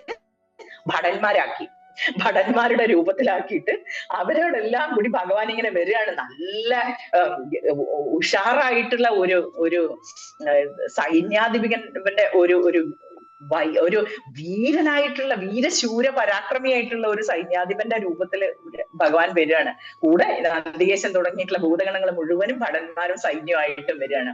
അപ്പൊ ഇങ്ങനെ വളരെ വേഗത്തില് കുതിരേനെ ഓടിച്ചുകൊണ്ട് വരികയാണ്. പക്ഷെ ആ രൂപം കണ്ടിട്ട് എല്ലാവരും ഭഗവാനെയാണ് നോക്കുന്നത്. ഇതാരാണ്? പുതിയ സൈന്യാധിപതിയാണോ? ആളുകളൊക്കെ ഇങ്ങനെ നോക്കുക. അപ്പം രാജാവും അദ്ദേഹത്തിനെ തന്നെയാണ് നോക്കുന്നത്. സൈന്യമൊക്കെ വളരെ ഗംഭീരമായിട്ടുള്ള സൈന്യമാണ് കൊണ്ടുവന്നിരിക്കുന്നത്. അപ്പൊ പറയും, 5 തരത്തിൽ ഭഗവാൻ ഈ കുതിരകളെ ഓടിച്ച് കാണിക്കുന്നുണ്ട് രാജാവിനെ. എന്നിട്ട് മനസ്സിലാക്കി കൊടുക്കും, ഞാനിതിലൊക്കെ വളരെ നിപുണനാണ്. അപ്പൊ രാജാവ് സുന്ദര സാമന്തനെ വിളിച്ചിട്ട് ചോദിക്കും, ഇതാരാ ഈ വീരനായിട്ടുള്ള ഈ കുതിരകളെ ഓടിക്കുന്ന ഈ ആളാരാണ്? എനിക്ക് പരിചയമില്ല, കണ്ടിട്ടില്ലല്ലോ എന്ന് പറയും. അപ്പൊ സുന്ദര സാമന്തൻ എന്താ പറയേണ്ടതല്ല. അപ്പൊ പറയും, എനിക്കും അറിയില്ല, ഒരുപാട് സ്ഥലത്ത് നിന്ന് ഒരുപാട് പേര് വന്നിട്ടുണ്ടല്ലോ, എനിക്ക് അറിയില്ല എന്ന് പറയും. അപ്പൊ സുന്ദര രൂപിയായ ഇവനെയും സമീപത്തുള്ള സൈന്യത്തെ എനിക്ക് അറിയാൻ വയ്യാന്ന് പറയും. അങ്ങനെ നാനാദിഗന്ധങ്ങളിലുള്ളവരെ തിരിച്ചറിയുവാൻ എത്ര പ്രയാസാണ്, എത്ര പേരുണ്ട് രാജാവേ ഈ സൈന്യത്തില്, എനിക്കെങ്ങനെയാ എല്ലാവരെയും അറിയാന്ന് ചോദിക്കും. അങ്ങനെ പറഞ്ഞുകൊണ്ട് മഹീപതി സുന്ദരരൂപനും കൂടെയുള്ളവനും ആംഗ്യത്താൽ തന്റെ സമീപത്ത് വരാൻ ആജ്ഞാപിച്ചു, ഭഗവാനെ വിളിച്ചു. എന്നിട്ട് പറയും, ഇതാ നിങ്ങളുടെ ഈ കുതിര ഓടിക്കുന്നതൊക്കെ എനിക്ക് വളരെ ഇഷ്ടമായി, അതുകൊണ്ട് ഇതാ നിങ്ങൾക്ക് ഒരുപാട് ധനമൊക്കെ ദാനം ചെയ്യാൻ ഞാൻ ആഗ്രഹിക്കുകയാണ്, വരൂ എന്ന് പറഞ്ഞ് തലകൊണ്ട് വിളിച്ചു. അപ്പോഴാണ് ഭടന്മാർ വന്നിട്ട് പറയുന്നത്, രാജാവേ, ശത്രു സൈന്യം ആക്രമണമൊക്കെ നിർത്തി. കാരണം ആ ശത്രു സൈന്യ രാജാവിനെ, ചേതി രാജാവിനെ ഒരു സിംഹം വധിച്ചു, അതുകൊണ്ട് ഇനി അവര് വരില്ല എന്ന് പറഞ്ഞ് സന്തോഷത്തോടുകൂടി എല്ലാവരും ആശ്വാസത്തിന്റെ നെടുവീർപ്പ് വിട്ടുകൊണ്ട് രാജാവിന് ഈ സുന്ദര സാമന്തനെ നന്ദി പറഞ്ഞ് ഈ സൈന്യത്തിനോട് പറഞ്ഞു, നിങ്ങളെല്ലാം തിരികെ പോയിക്കോളൂ, ഇനിയിപ്പോ ആവശ്യമില്ല, വേണ്ട സമയത്ത് വിളിക്കാം, ഇനി നിങ്ങൾ തിരികെ പോയിക്കോളൂ എന്ന് പറയും. അങ്ങനെ സൈന്യാധിപൻ സേനയോട് പിരിഞ്ഞു പോകാൻ നിർദ്ദേശിച്ചു. അങ്ങനെ സേനാനി വിവാഹം ഒന്നോടെ മറിഞ്ഞു. നൃപനും ഇതെല്ലാം ഹാലാസ്യനാഥന്റെ ലീലയാണെന്ന് ധരിച്ച് ഭഗവാന്റെ ഭക്തവാത്സല്യത്തെ അങ്ങനെ ഭക്തവാത്സല്യത്തെ വാനോളം പുകഴ്ത്തി അനന്തരം നൃപാദികൾ സുന്ദര സാമന്തനെ ആനന്ദമൂർത്തിയെ പോലെ പൂജിച്ചു. അങ്ങനെ സന്തോഷായിട്ട് എല്ലാവരും പിരിഞ്ഞുപോയി. കുലഭൂഷണ പാണ്ഡ്യൻ വർദ്ധിച്ച ഭക്തിയോടെ ശിവപൂജയ്ക്ക് വേണ്ട പാത്രങ്ങൾ സ്വർണ്ണരത്നങ്ങളാൽ നിർമ്മിച്ച് കുറെ സ്വർണങ്ങളൊക്കെ എടുത്ത് ഭഗവാന് നിവേദിക്കേണ്ട പാത്രങ്ങൾ ഉണ്ടാവില്ല, നിവേദ്യ പാത്രങ്ങൾ, ആ പാത്രങ്ങളൊക്കെ സ്വർണം കൊണ്ടുണ്ടാക്കി. അങ്ങനെ ഒരുപാട് കാര്യങ്ങൾ, ക്ഷേത്രത്തിലേക്കുള്ള കാര്യങ്ങൾ വീണ്ടും വീണ്ടും ചെയ്തുകൊണ്ടിരുന്ന് ഭഗവാനോടുള്ള ഭക്തിയോടുകൂടി ജീവിച്ചു. അങ്ങനെ ഇരിക്കുന്ന സമയത്താണ് 31ാമത്തെ ലീലയിൽ അനാവൃഷ്ടി വരുന്നത്. അത് 31ാമത്തെ ലീല രാജാവിന് നീതിദാനം ചെയ്യുന്നതാണ്. കുലശേഖര ഭൂഷണ പാണ്ഡ്യൻ സുന്ദരനാഥ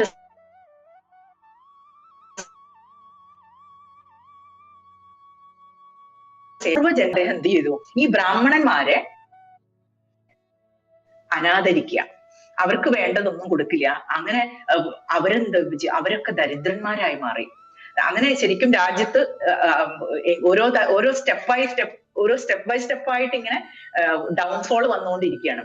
അങ്ങനെ വിപ്രന്മാരെ അനാദരിച്ചപ്പോ ഈശ്വര പൂജകളൊന്നും നടക്കാണ്ട് ഇപ്പൊ കുറഞ്ഞു വരാൻ തുടങ്ങി. അങ്ങനെ വന്ന സമയത്ത് ദേവന്മാരൊക്കെ കോപിതരായി. അവരൊന്നും വേണ്ട മഴയൊന്നും കൊടുക്കാണ്ടേ അനാവൃഷ്ടി തുടങ്ങി രാജ്യത്ത്. അനാവൃഷ്ടി തുടങ്ങിയപ്പോ എന്തുണ്ടായി, ദാരിദ്ര്യം, എല്ലാവരെയും ദാരിദ്ര്യം ബാധിച്ചു. നമ്മുടെ അപ്പൊ ഈ ഭണ്ഡാരത്തിൽ നിന്നുള്ള, ഈ ഖജനാവിൽ നിന്നുള്ള ഈ ധനമൊക്കെ എന്തിനു വേണ്ടി എടുത്തു, ഇപ്പൊ സൈന്യത്തെ എടുക്കാൻ വേണ്ടി, ഇതിനു വേണ്ടി ഉപയോഗിച്ചു. അപ്പൊ ഖജനാവില് ധനവും ഇല്ല. രാജാവ് ആകെ കൂടെ കഷ്ടത്തിലായി. എല്ലാവരെയും നന്നായിട്ടൊക്കെ എല്ലാവരെയും പരിപാലിച്ചു കൊണ്ടിരുന്ന രാജാവായിരുന്നു. പക്ഷെ ഈ ഒരൊറ്റ തെറ്റ് വരുത്തിയത് മൂലം ഭഗവാന് രാജാവിനോടുള്ള ആ കാരുണ്യം നഷ്ടപ്പെട്ടു. അതിന്റെ ഫലമായിട്ടാണ് അനാവൃഷ്ടി വരുന്നത്. അങ്ങനെ രാജ്യത്തുള്ള ആളുകളൊക്കെ പലായനം ചെയ്യാൻ തുടങ്ങി, മറ്റുള്ള രാജ്യങ്ങളിലേക്ക് കുടിയേറി പാർക്കാൻ തുടങ്ങി. അങ്ങനെ രാജാവ് അത്യധികം ഭയത്തോടുകൂടി സുന്ദരേശനെ വിളിച്ച് പ്രാർത്ഥിക്കാൻ തുടങ്ങി. കരഞ്ഞ് പ്രാർത്ഥിച്ച സമയത്ത് ഭഗവാൻ രാത്രി സ്വപ്നത്തില് സിദ്ധവേഷം ധരിച്ച് ദർശനം നൽകി ഇപ്രകാരം അരുളി ചെയ്തു. അല്ലയോ കുലഭൂഷണ പാണ്ഡ്യ, എനിക്ക് വളരെ പ്രിയപ്പെട്ടവരാണ്, എന്റെ രൂപമാണ് വേദങ്ങൾ. വേദങ്ങൾ എന്ന് പറയുന്നത് എന്റെ രൂപമാണ്. ഈ വേദങ്ങൾ പഠിച്ച്, അത് ആരാണോ വേദങ്ങൾ പഠിക്കുന്നത് അവര് എനിക്ക് വളരെ പ്രിയപ്പെട്ടവരാണ്. ഇപ്പൊ ജ്ഞാനം, ആത്മജ്ഞാനം ആണ് വേദത്തിന്റെ അർത്ഥം എന്താണ്? വേദത്തിന്റെ ഏറ്റവും പരമ്പൊരുൾ, വേദാന്ത അർത്ഥം എന്ന് പറയുന്നത് എന്താണ്? സ്വരൂപജ്ഞാനം തന്നെയാണ്, ബ്രഹ്മജ്ഞാനം തന്നെയാണ്. അപ്പൊ ബ്രഹ്മജ്ഞാനം അത് അറിയുന്നവരെയും അത് പ്രചരിപ്പിക്കുന്നവരെയും വേദം പഠിക്കുന്നവരെയും പഠിപ്പിക്കുന്നവരെയും എല്ലാം എനിക്ക് പ്രിയപ്പെട്ടവരാണ്. അവരെ അവ കാണിച്ചു. ആ അനാദരവ് കാരണം എനിക്ക് വളരെ വിഷമം വന്നു. അവര് വിഷമിക്കുന്നത് കണ്ടപ്പോ എനിക്ക് വിഷമം വന്നു. അതുകൊണ്ടാണ് നിനക്ക് ഇങ്ങനെ ഒരു ഗതി ഉണ്ടായത്. മഴയില്ലാതായി രാജ്യത്ത്.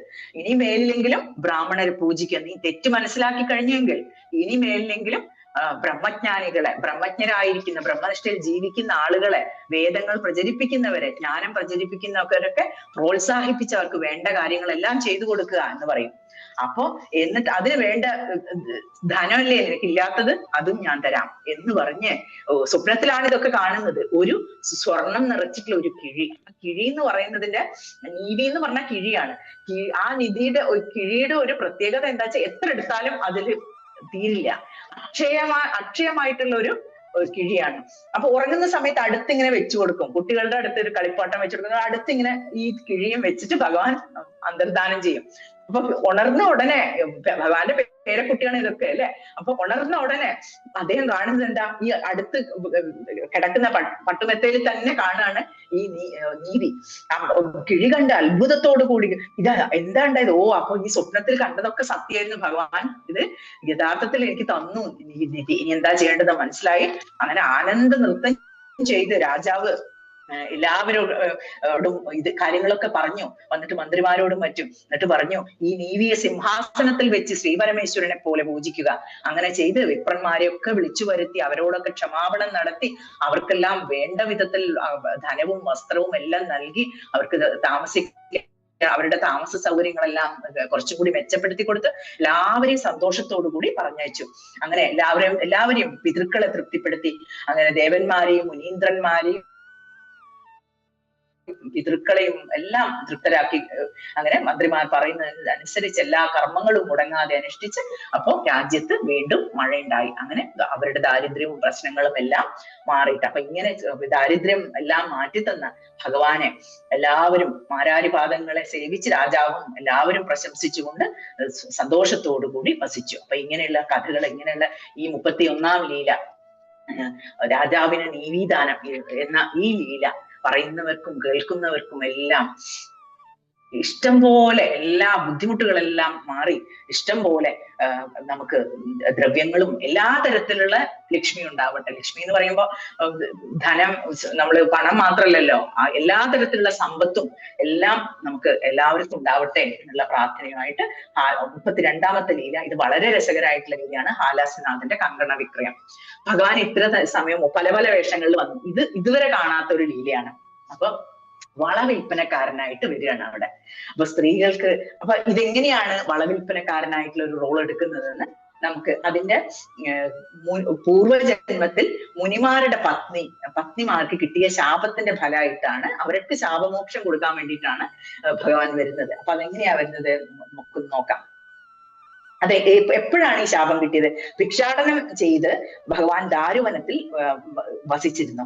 അപ്പൊ അവിടെ ഈ ഭഗവാൻ നഗ്നനായിട്ട് ആ ഒരു ഭിക്ഷാടകന്റെ രൂപത്തിൽ മുഴുവൻ ഭസ്മലേപനമൊക്കെ ചെയ്ത് രുദ്രാക്ഷങ്ങളൊക്കെ ധരിച്ച് ഒരു കയ്യിലൊരു ഭിക്ഷാപാത്രം ഒക്കെ പിടിച്ച് ഇങ്ങനെ ഭിക്ഷ യാചിക്കുന്ന സമയത്ത് കണ്ടപ്പോ തന്നെ മുനിമാരുടെ പത്നിമാർക്ക് അത്ഭുതവും മോഹവും പാരവശ്യവും ഉണ്ടായി എന്നാണ്. അപ്പൊ ഭഗവാനെ കണ്ടപ്പോ അവര് മുനിമാരെയൊക്കെ മറന്ന് പിന്നാലെ ഇങ്ങനെ വളരെ എന്താണ് ഈ ലോകത്ത് പരിസരങ്ങളൊക്കെ മറക്കുക എന്ന് പറയും. പരിസരങ്ങളൊക്കെ മറന്ന് എന്തൊക്കെയാണ് നടക്കുന്നതെന്നൊക്കെ മറന്ന് കംപ്ലീറ്റ് ആയിട്ട് ഭഗവാന്റെ പിന്നാലെ ഇങ്ങനെ ഒരു മായാജാലത്തിൽ അകപ്പെട്ടതുപോലെ പോവാണ്. അപ്പൊ മുനിമാർക്ക് വളരെ കോപം തോന്നി കണ്ടപ്പോ, ഇത്രയും നിങ്ങള് കാമാർത്തി പൂണ്ട് നിങ്ങൾ ഇങ്ങനെ ഈ ഭിക്ഷുവിന്റെ പിന്നാലെ നിങ്ങൾ പോയിട്ടുണ്ടെങ്കിൽ, അവർക്കറിയാം ഇത് ഭഗവാൻ തന്നെയാണ് എന്നുള്ളത്. അപ്പൊ ഭഗവാനോ മഹാവൈരാഗ്യമായിട്ട് നടക്കുന്നതാണ്. അപ്പം ഇവരെല്ലാവരും ഭഗവാനെ അല്ല ഈ ഭിക്ഷു ഞങ്ങൾ ഇന്ന ഭക്ഷണം തരാം, ഇന്ന ഫലങ്ങൾ തരാം, ധനം തരാം, ഇങ്ങനെ ഓരോ കാര്യങ്ങൾ പറഞ്ഞുകൊണ്ട് പിന്നാലെ പോവാണ്. അപ്പൊ എന്ത് ചെയ്തു? വൈരാഗ്യം, ശ്രീ പരമേശ്വരന്റെ വൈരാഗ്യവും തങ്ങളുടെ ഭാര്യമാരുടെ അനുരാഗവും കണ്ടിട്ടാണ് മുനിമാർക്കൊക്കെ മനസ്സിൽ വല്ലാത്ത ഒരു വിഷമുണ്ടായി. എന്നിട്ട് പറഞ്ഞു, കാമാർത്തി കൊണ്ട് മണ്ടുന്ന സുന്ദരിമാരായ നിങ്ങൾ മധുരാപുരിയിലെ വൈശ്യർക്ക് പുത്രികളായി ജനിച്ച് ഈശ്വര സ്പർശ സൗഖ്യത്തെ നന്നായി അനുഭവിക്കുക. ശരി, നിങ്ങൾക്ക് ഭഗവാന്റെ സ്പർശനമാണല്ലേ കിട്ടേണ്ടത്, അതെല്ലാം കിട്ടി നിങ്ങൾ തൃപ്തരായിട്ട് ഇനി ഞങ്ങളുടെ അടുത്തേക്ക് വന്നാൽ മതി. അപ്പൊ ഭൂമിയിൽ പോയിട്ട് വൈശ്യപുത്രികളായി വസിക്കുക എന്നുള്ള ഒരു ശാപം കൊടുത്തു. അപ്പൊ അതിനൊരു ഭഗവാൻ ആ ഒരു ശാപത്തിന് മോക്ഷം കൊടുക്കാൻ വേണ്ടിയിട്ടാണ് വരുന്നത്. അങ്ങനെ ഒരു ദിവസം ഈ വൈശ്യ പുത്രികളായിട്ട് ഇവർ ജനിച്ചു മധുരയില്. അങ്ങനെ ശ്രീ പരമേശ്വരൻ അങ്ങനെ ഒരു ദിവസം രാവിലെ ഈ വൈശ്യപുത്രികളൊക്കെ ഓരോരോ ഗൃഹവേലകളിലൊക്കെ മുഴുകിയിരിക്കുന്ന സമയത്ത് ഒരു വിളി കേൾക്കാണ്, വള വേണോ വള, അങ്ങനെ തരത്തില് ഈ വളച്ചൊട്ടുകളൊക്കെ വിളിക്കില്ലേ, അതുപോലെ. അപ്പൊ എല്ലാവരും വള വന്നിട്ടുണ്ട്. അപ്പൊ നമുക്ക് പെൺകുട്ടികളൊക്കെ ഇങ്ങനെ ഓടിപ്പോവില്ലേ, നമ്മളൊക്കെ ചെറുപ്പത്തിലൊക്കെ കണ്ടിട്ടുണ്ട്. അങ്ങനെ വരും. അപ്പൊ ഇങ്ങനെ ഒരു പെട്ടിയൊക്കെ തുറന്ന് നിറയെ പല പല നിറത്തിലുള്ള വളകൾ ഇങ്ങനെ നിരത്തി വെക്കും. എന്തൊരു കൗതുകാണത് കാണാൻ. അപ്പൊ വള വേണോ വള. അപ്പൊ ഈ സ്ത്രീകളൊക്കെ എല്ലാ പണികളൊക്കെ നിർത്തി എല്ലാവരും സ്ഥലത്തും നോക്കും, ഇതാ വള വന്നിട്ട് ഒരു വളക്കാരൻ വന്നിട്ടുണ്ട്, വരൂ എല്ലാവരും വരും. അങ്ങനെ അപ്പുറത്തും ഇപ്പുറത്തും എല്ലാം ഉള്ള എല്ലാ പെൺകുട്ടികളെയും വിളിച്ച് എല്ലാവരും കൂടി സന്തോഷത്തോടെ ആ വളക്കാരന്റെ അടുത്ത് വരികയാണ്. കുറച്ചൊരു പ്രായമുള്ള ഒരു രൂപത്തിലാണ് ഭഗവാൻ വരുന്നത്, അല്ലാണ്ട് യുവാവായിട്ടല്ല ഇവിടെ വരുന്നത്. അങ്ങനെ വന്നിട്ട് പറയും, വരൂ വരൂ, നിങ്ങൾക്കെല്ലാം വേണ്ട എല്ലാ തരത്തിലുള്ള വളകളും എൻ്റെ അടുത്തുണ്ട്. പട്ടുനൂലിൽ തൂക്കിയിട്ടിട്ടുള്ള മുത്തുവളകളും ശംഖുവളകളും എല്ലാം ഇങ്ങനെ നിരന്ന് ഇരിക്കാണ് കയ്യില്. വരൂ വരൂ, ഇരിക്കൂ ഇരിക്കൂ. അങ്ങനെ എല്ലാവരും ഇരുത്തി എല്ലാവരും എന്താ ചെയ്യാ, കൈ കാണിച്ചു കൊടുക്കില്ലേ, വള ഈ വളകള് ഇടാൻ പറ്റുന്നില്ല അല്ലേ, ഞാൻ ഇട്ട് തരാം.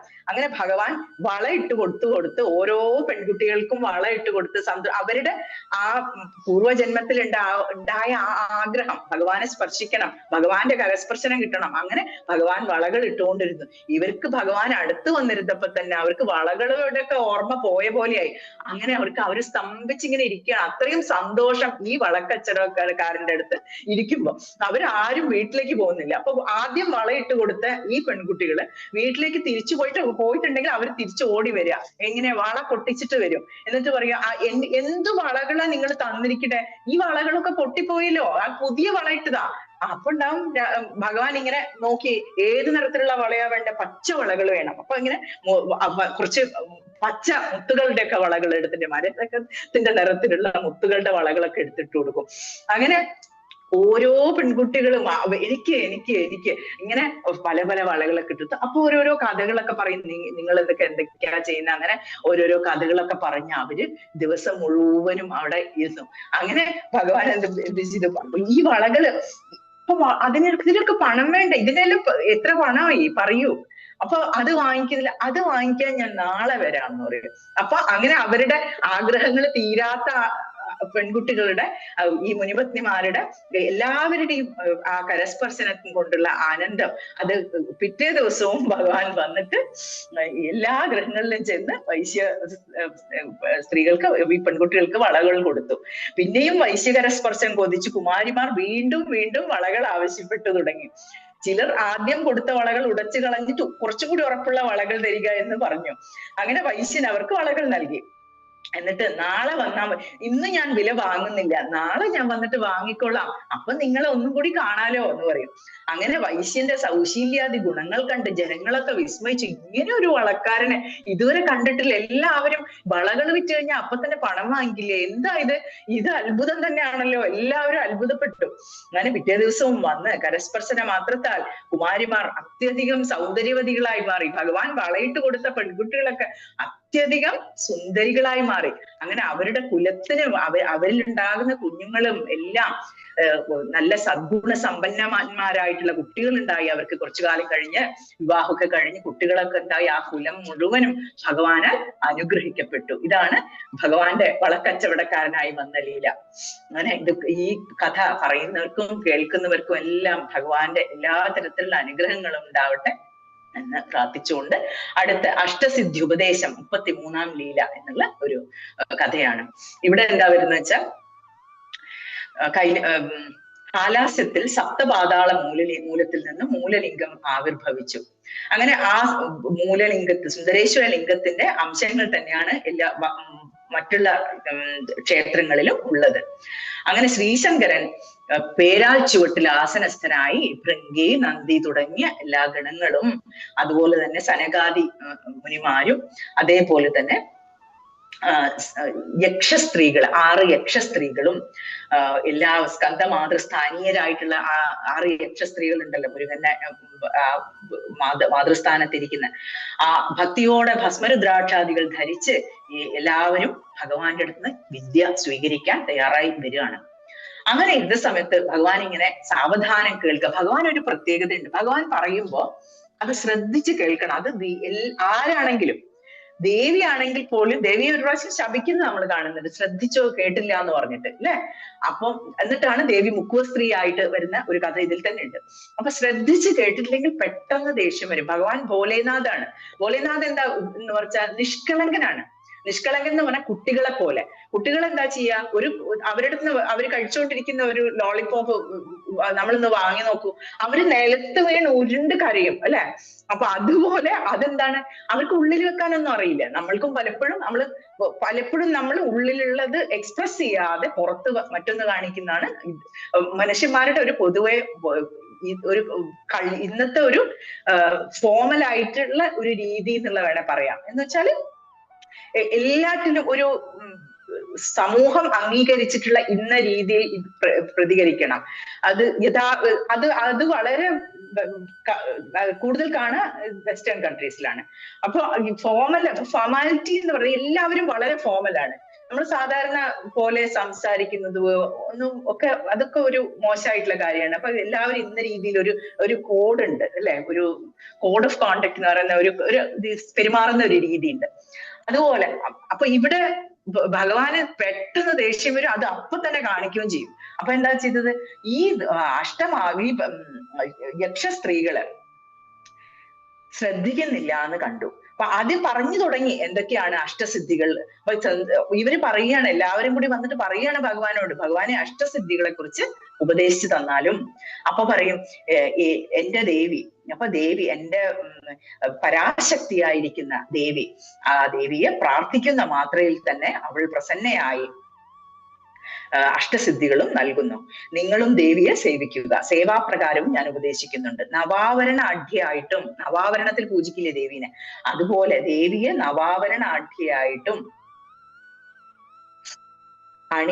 നവനാദരൂപിണിയായും അണിമാദികളായ അഷ്ടസിദ്ധികളോടും അന്യമായ എല്ലാ ശക്തികളോടും കൂടി എന്റെ മടിയിൽ വസിക്കുന്നവളുമായ ദേവിയെ ഞാനെന്ന് സങ്കല്പിച്ചുകൊണ്ട് പൂജിക്കുക. അപ്പൊ രണ്ടും രണ്ടല്ല ഒന്നാണ് എന്ന ആ ഒരു സ്മരണയോടുകൂടി ഞാനായിട്ട് സങ്കല്പിച്ച് ദേവിയെ പൂജിക്കുക. അങ്ങനെ ചെയ്തു കഴിഞ്ഞാൽ ശിവപ്രീതിക്ക് വേണ്ടി ജ്ഞാന രൂപയും ജഗൽ കാരണയും അഹന്താത്മകവും അഹന്തയ്ക്കൊക്കെ ആത്മാവാണ്. എല്ലാം ഞാനുണ്ട്, ഞാൻ വേറെ എന്നുള്ള ആ തോന്നലിന് തന്നെ മായാസ്വരൂപിണിയാണ് ഇത് ഉണ്ടാക്കുന്നത്.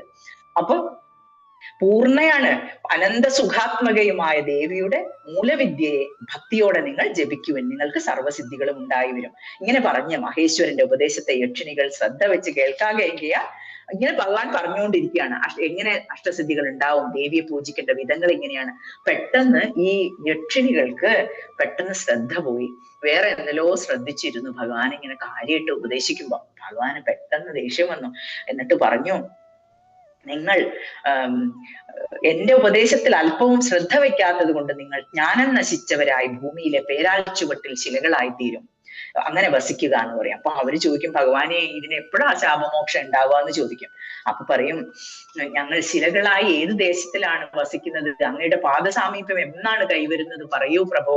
ഇന്ദുചൂടൻ ശാപമോക്ഷം നൽകി. പാണ്ഡ്യദേശത്ത് ശ്രീ പട്ടമംഗളം എന്നൊരു മനോഹരമായ ഗ്രാമത്തിൽ മഹത്തായ ഒരു വടവൃക്ഷമുണ്ട്. പാവനവും ദിവ്യശക്തിയാന്വിതവുമായ കൊമ്പുകൾ തോറും മേഘങ്ങൾ വന്നിരുന്ന് വിശ്രമിക്കുക. അത്രയും വലിപ്പമുള്ള ഒരു വൃക്ഷമുണ്ട്.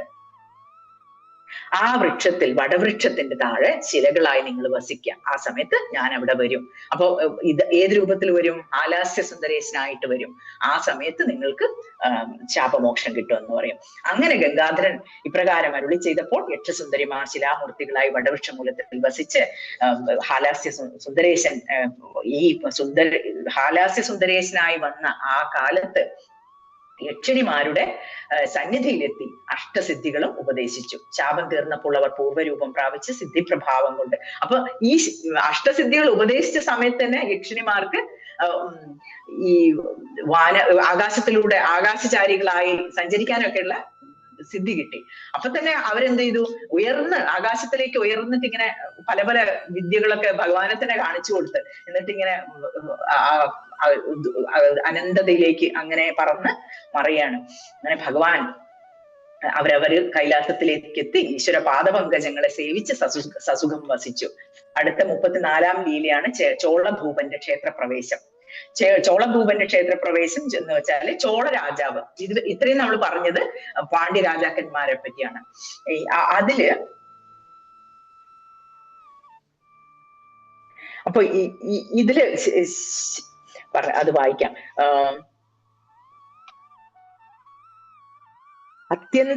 പരമശിവനിൽ അത്യന്ത ഭക്തനായിരുന്നു ഒരു ചോള രാജാവ് ഉണ്ടായിരുന്നു. കാന്താരഛേദി എന്നാണ് അദ്ദേഹത്തിന്റെ എല്ലാവരും വിളിച്ചുകൊണ്ടിരുന്നത്. അങ്ങനെ അദ്ദേഹം കേയൂരം മകുടം എല്ലാം അലങ്കാരങ്ങളും ഉപേക്ഷിച്ച് ഭസ്മരുദ്രാക്ഷങ്ങളൊക്കെ ധരിച്ച് മഹാദേവനെ പൂജിച്ചുകൊണ്ട് ചോള മഹീപതി രാജ്യപരിപാലനം ചെയ്തു. അപ്പൊ ഇതൊരു ചോള രാജാവാണ്. ചോള രാജാക്കന്മാർക്ക് ഇങ്ങോട്ട് പ്രവേശനമില്ല മധുരയിലേക്ക്. അപ്പൊ എന്ത് ചെയ്തു, ഹാലാസ്യത്തിന്റെ മഹിമ ഇങ്ങനെ കേട്ടുകൊണ്ടിരിക്കുകയാണ്. ഹേമപത്മിനി തീർത്ഥക്കുളത്തിന്റെ മഹിമ കേട്ടുകൊണ്ടിരിക്കുകയാണ്. അങ്ങനെ രാജാവിന് ഒരു ആഗ്രഹം തോന്നി, എനിക്ക് എങ്ങനെയെങ്കിലും ഈ ക്ഷേത്രത്തെ ഒന്ന് ദർശിക്കണം, ഭഗവാനെ ദർശിക്കണം എന്ന് വിചാരിക്കും. അപ്പൊ പ്രാർത്ഥിച്ച് അദ്ദേഹം ഇങ്ങനെ കഴിയുന്ന സമയത്ത് സ്വപ്നത്തിൽ ഭഗവാൻ വന്നിട്ട് പറയും, നീ ഏകനായി വന്ന് നിർഭയം എന്നെ ദർശിച്ചു പോയിക്കൊള്ളുക. അപ്പൊ ശത്രുരാജാവിനെ ആരും ഇങ്ങോട്ടേക്ക് സമ്മതിക്കില്ല വരാൻ. എന്നാലും ശത്രുവാണെങ്കിലും അദ്ദേഹത്തിന് സുന്ദരേശനിൽ ഭക്തി ഉള്ളത് കൊണ്ട് ഭഗവാന്റെ നോക്ക്, ഭഗവാന് ശത്രു മിത്രം എന്നൊന്നുമില്ല. ആരാണോ എന്നെ ഭജിക്കുന്നത് അവർക്ക് ഞാൻ അഭയം കൊടുക്കും, അവർക്ക് ഞാൻ ആനന്ദം നൽകും എന്നാണ് ഭഗവാന്റെ ഒരു പോളിസി. അങ്ങനെ വേഷപ്രച്ഛന്നനായി രാജാവ് ആരും അറിയാതെ വേഗവതി തീരത്തെത്തി ഇങ്ങനെ ചിന്തിച്ചു, എങ്ങനെയാ ഇപ്പൊ ഒന്ന് ഉള്ളിലേക്ക് കടക്കുക, വഴികളൊന്നും പരിചയം ഉണ്ടാവില്ല അവർക്ക്, പുതിയ സ്ഥലമല്ലേ. അപ്പൊ രാജാവ് എന്ത് ചെയ്തു, ഒരു വേഷം മാറി ഒരു ഒരു വന്നിട്ട് വേഷം മാറി വന്നിട്ട് ഈ ചോള രാജാവിനെ പോയിട്ട് സഹായിക്കുകയാണ്. അപ്പൊ ഇയാളിങ്ങനെ വിചാരിക്കുകയാണ്, രാജാവ് ഇങ്ങനെ വിചാരിക്കണം, ഈ ഒരു പാണ്ഡ്യഭൂപനെയും എനിക്ക് പേടിയാണ്, ഈ നദീനെയും പേടിയാണ്, എങ്ങനെയാണ് ഞാനിപ്പോ അങ്ങോട്ടേക്ക് എത്തുകയെന്ന്. അപ്പൊ ഒരു സിദ്ധരൂപം പൂണ്ടിട്ടാണ് ഭഗവാൻ വരുന്നത്. ഭഗവാൻ വന്നിട്ട് എന്ത് ചെയ്തു, ഉത്തര ദിക്കിലെ ദ്വാരത്തെ തുറന്ന് വേഗവതിയിലെ ജലം ആകെ വറ്റിച്ചു. ഒരു ഭക്തന് വേണ്ടി എന്തൊക്കെയാ ചെയ്യുന്ന നോക്കൂ. ഉത്തര ദിക്കിലൂടെ വന്ന് മൂലലിംഗത്തിൽ നിന്ന് ഇറങ്ങി വന്ന് ഉത്തര ദിക്കിലെ ഗോപുരദ്വാരം തുറന്ന് വേഗവതിയിലത്തെ വെള്ളമൊക്കെ വറ്റിച്ച് ആ രാജാവിനെ കൊണ്ടുവരികയാണ്. ആരും കാണാതെ വരികയാണ് രാജാവ്. രാത്രി ക്ഷേത്രമൊക്കെ അടച്ചു കഴിഞ്ഞു.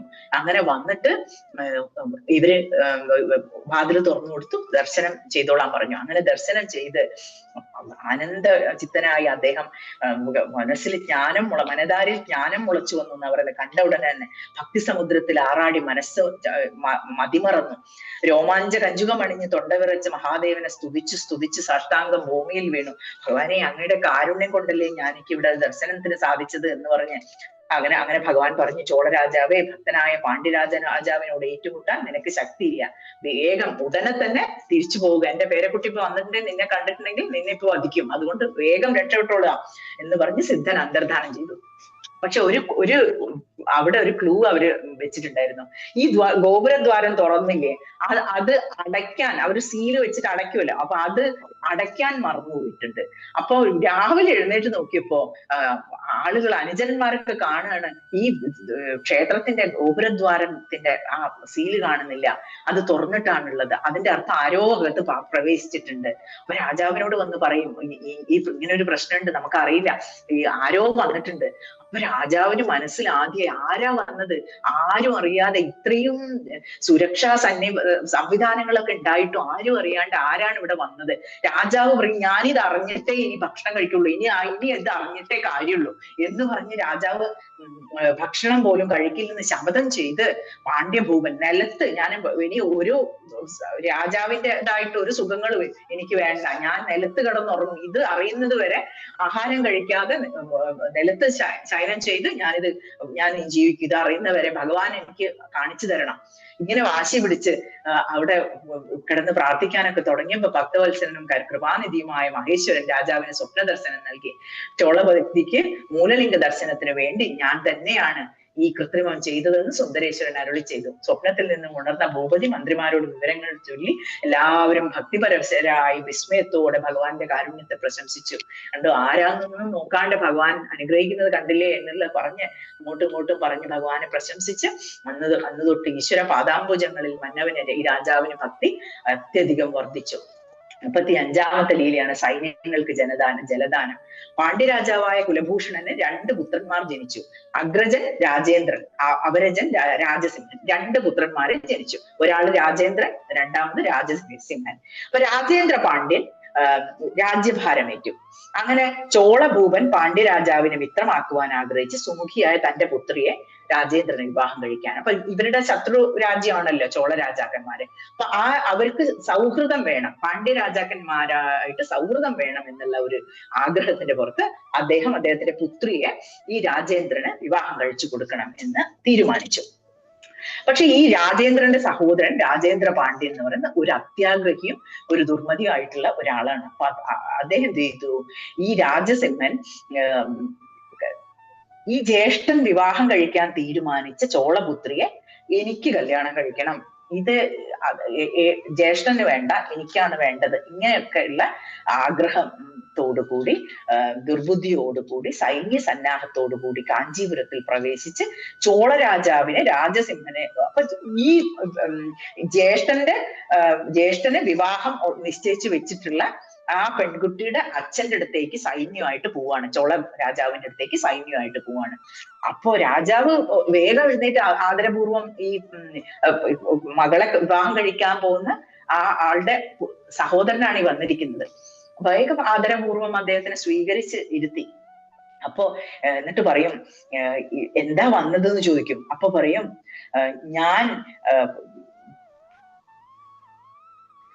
എനിക്ക് ഈ നമ്മളിപ്പോ ഇത്ര തീരുമാനിച്ചു വെച്ച ആ വിവാഹം നടക്കില്ല.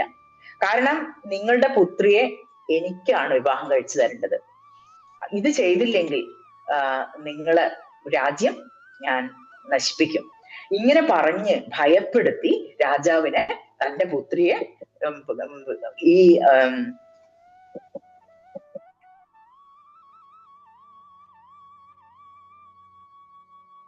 രാജാവിനെ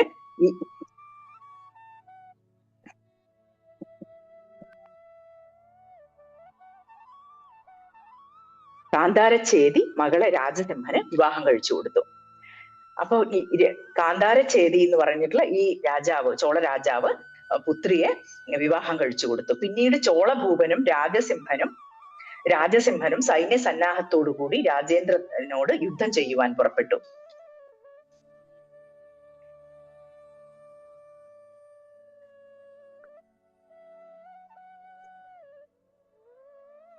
കാന്താരച്ചേതി മകളെ രാജസിംഹനെ വിവാഹം കഴിച്ചു കൊടുത്തു. ഈ അനുജന് വിവാഹം കഴിച്ചു കൊടുക്കേണ്ടി വന്നു. അങ്ങനെ ചോളഭൂവനും രാജസിംഹനും സൈന്യ സന്നാഹത്തോടു കൂടി അപ്പൊ എന്തായി, ഈ അനിയൻ ദുർബുദ്ധിയായിട്ടുള്ള അനിയന് ഭാര്യയുടെ അച്ഛന്റെ രാജ്യവും കൂടി കിട്ടി. അപ്പൊ ചോള രാജാവിന്റെ സൗഹൃദം കൂടി കിട്ടിക്കഴിഞ്ഞു. അപ്പൊ അദ്ദേഹത്തിനെയും കൂട്ടി യുദ്ധത്തിന് വേണ്ടി സ്വന്തം ജ്യേഷ്ഠന്റെ അടുത്തേക്ക് തിരിച്ചു വരികയാണ്. അപ്പൊ ഈ ജ്യേഷ്ഠൻ വലിയ ധൈര്യമൊന്നുമില്ല. അപ്പൊ ഭഗവാനെ മഹാദേവ, ഞാൻ അല്പബലനും അനുജൻ അമിത ബലനുമാണ്, ഇപ്പൊ ഒരു വലിയ യുദ്ധം ഉണ്ടാവും, വിശ്വേകനാഥ രക്ഷിക്കണേ, എനിക്ക് മറ്റാരോടും പറയാനില്ല ഭഗവാനെ, എന്നെ കാത്തു രക്ഷിച്ചാലും എന്ന് പ്രാർത്ഥിച്ചപ്പോ ഒരു അശരീരി കേൾക്കാൻ തുടങ്ങി. രാജാവേ, നീ ഖേദിക്കണ്ട, നിന്റെ ആഗ്രഹം ഞാൻ സാധിച്ചു തരുന്നുണ്ട്. പുലർകാലത്ത് ചോളനോടും അനുജനോടും നീ ചെന്ന് യുദ്ധം ചെയ്യുക, ഭയം ഉപേക്ഷിച്ച് തയ്യാറാവുക, അപ്പൊ നാളെ ഞാൻ വന്ന് സഹായിക്കാന്ന് പറയും. അങ്ങനെ പ്രഭാതമായപ്പോൾ ഇദ്ദേഹം ഹാലാസ്യ സന്നിധിയിലെത്തി, ഭഗവാനെ സന്നിധിയിലെത്തി താണു വീണ് പ്രാർത്ഥിക്കാൻ തുടങ്ങി. അപ്പോഴാണ് അനിയൻ വന്നിട്ട് പറയാ, ഞാൻ അമിതബലനും എന്നോട് എതിർത്താൽ നീ ജയിക്കില്ല, അപ്പൊ അതുകൊണ്ട് വേഗത്തിൽ രാജ്യം എനിക്ക് നൽകുക. അപ്പൊ ജ്യേഷ്ഠനാണ് ഇപ്പൊ രാജാവായിരിക്കുന്നത്. സിംഹനാദത്തോടു കൂടി രാജേന്ദ്ര പാണ്ഡ്യൻ ചാടി വീണ് കഠിനമായ പോര് തുടങ്ങി രണ്ടുപേരും. അങ്ങനെ പടകൾ രണ്ട് സ്ഥലത്തുമായിട്ട് അണിനിരന്നു കഴിഞ്ഞു. സകല പർവ്വതങ്ങളെയും കുലുക്കുന്നതും സപ്ത സിന്ധുക്കളെ കലക്കുകയും ആയിട്ടുള്ള കബന്ധങ്ങൾ, ഇങ്ങനെ ശരീരങ്ങൾ ഇങ്ങനെ കഴുത്ത് അറ്റിങ്ങനെ വീഴാണ്.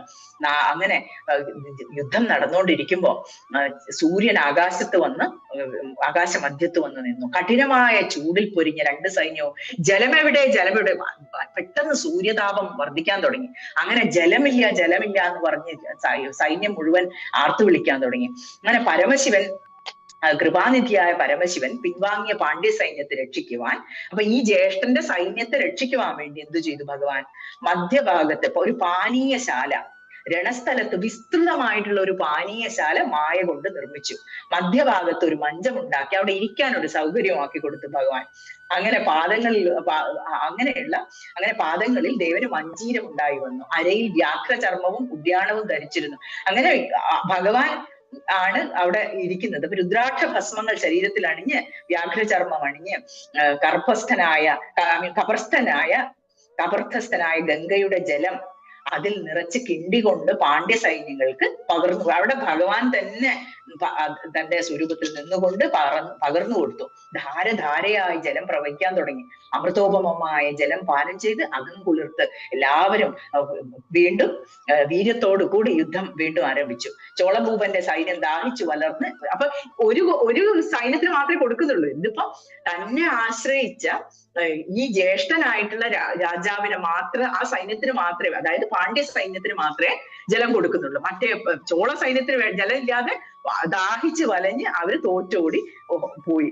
അങ്ങനെ ഭഗവാൻ അവരെ രണ്ടുപേരെയും പാണ്ഡ്യ സൈന്യം പിടിച്ചു കിട്ടി. അങ്ങനെ രാജേന്ദ്രൻ ബന്ധനസ്ഥനായവരെ എടുപ്പിച്ച് ഹലാസ്യനാഥന്റെ മുന്നിൽ കൊണ്ട് ഈ ജ്യേഷ്ഠൻ വെച്ചു കൊടുത്തു അനിയന്, ദുർബുദ്ധിയായിട്ടുള്ള അനിയനെയും അനിയന്റെ ഭാര്യയുടെ പിതാവായിട്ടുള്ള ചോളരാജാവിനെയും.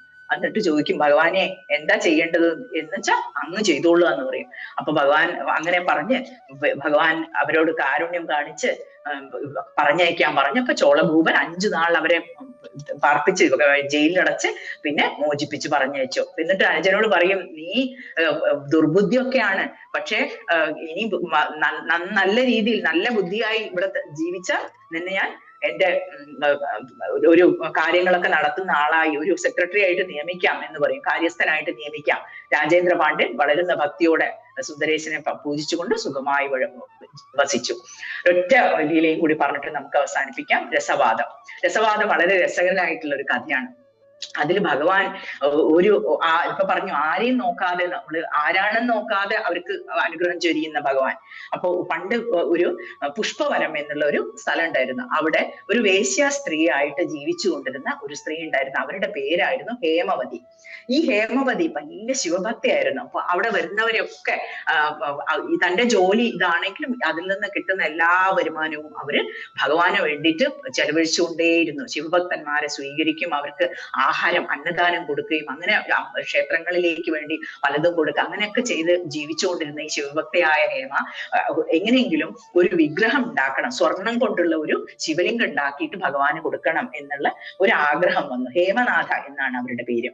അങ്ങനെ അവര് പുഷ്പവനനാഥൻ എന്ന് പറഞ്ഞിട്ടുള്ള പുഷ്പവനനാഥന്റെ ശിവലിംഗത്തിനാണ് സ്വർണത്തിൽ ഒരു വിഗ്രഹം ഉണ്ടാക്കിയിട്ട് കൊടുക്കണം എന്നുള്ള ആഗ്രഹം വന്നത്.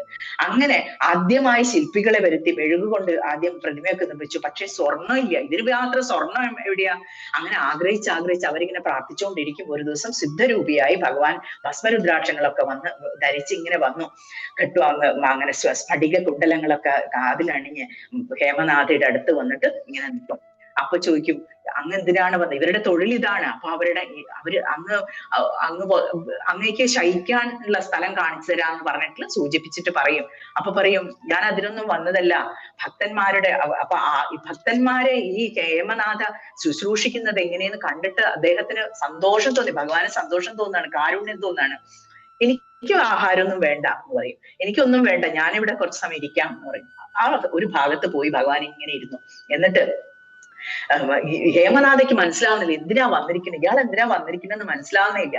അങ്ങനെ കുറെ കഴിഞ്ഞപ്പോ ആഗ്രഹം മനസ്സിലായപ്പോ പറയും, സുന്ദരി നിന്റെ അപ്പൊ ഇവര് പറയുന്ന ഒരു വാക്കുണ്ട് ഭഗവാനോട്, എന്നോട് കൂടി രമിക്കാനാണ് ആശയെങ്കിൽ ഭവനത്തിനുള്ളിലെ മഞ്ചത്തിൽ വരിക എന്നാ പറയുന്നത്. അപ്പൊ പറയും, സുന്ദരി നിന്റെ വാക്ക് കേട്ട് എനിക്ക് സന്തോഷമൊക്കെ ഉണ്ട്, നിന്നെ പോലെ ധർമ്മതൽപരയായി ലോകത്തിൽ മറ്റാരുമില്ല, നിത്യമല്ലാത്ത ദേഹവും വിത്തവും കൊണ്ട് ഉത്തമമായ ധർമ്മത്തെ നീ ആർജിക്കുന്നു, ധർമ്മത്തിൽ വെച്ച് ഉത്തമം ശിവധർമ്മമാണെന്ന് സത്തുക്കൾ പറയുന്നു. എന്നിട്ടും നീ ഇത്രയും ഉള്ള ധനം കൊണ്ട് ആ ശിവഭക്തന്മാരെയും സേവിക്കുന്നു, അതുകൊണ്ട് നിന്റെ ആഗ്രഹം ഞാൻ സാധിപ്പിച്ചു തരാം. അതിനൊരു വഴി എനിക്കുണ്ട്. രസവാദം എന്ന് പറഞ്ഞിട്ടുള്ളൊരു വഴിയാണ് അത്. ഈ ലീലയുടെ പേര് തന്നെ രസവാദം എന്നാണ്.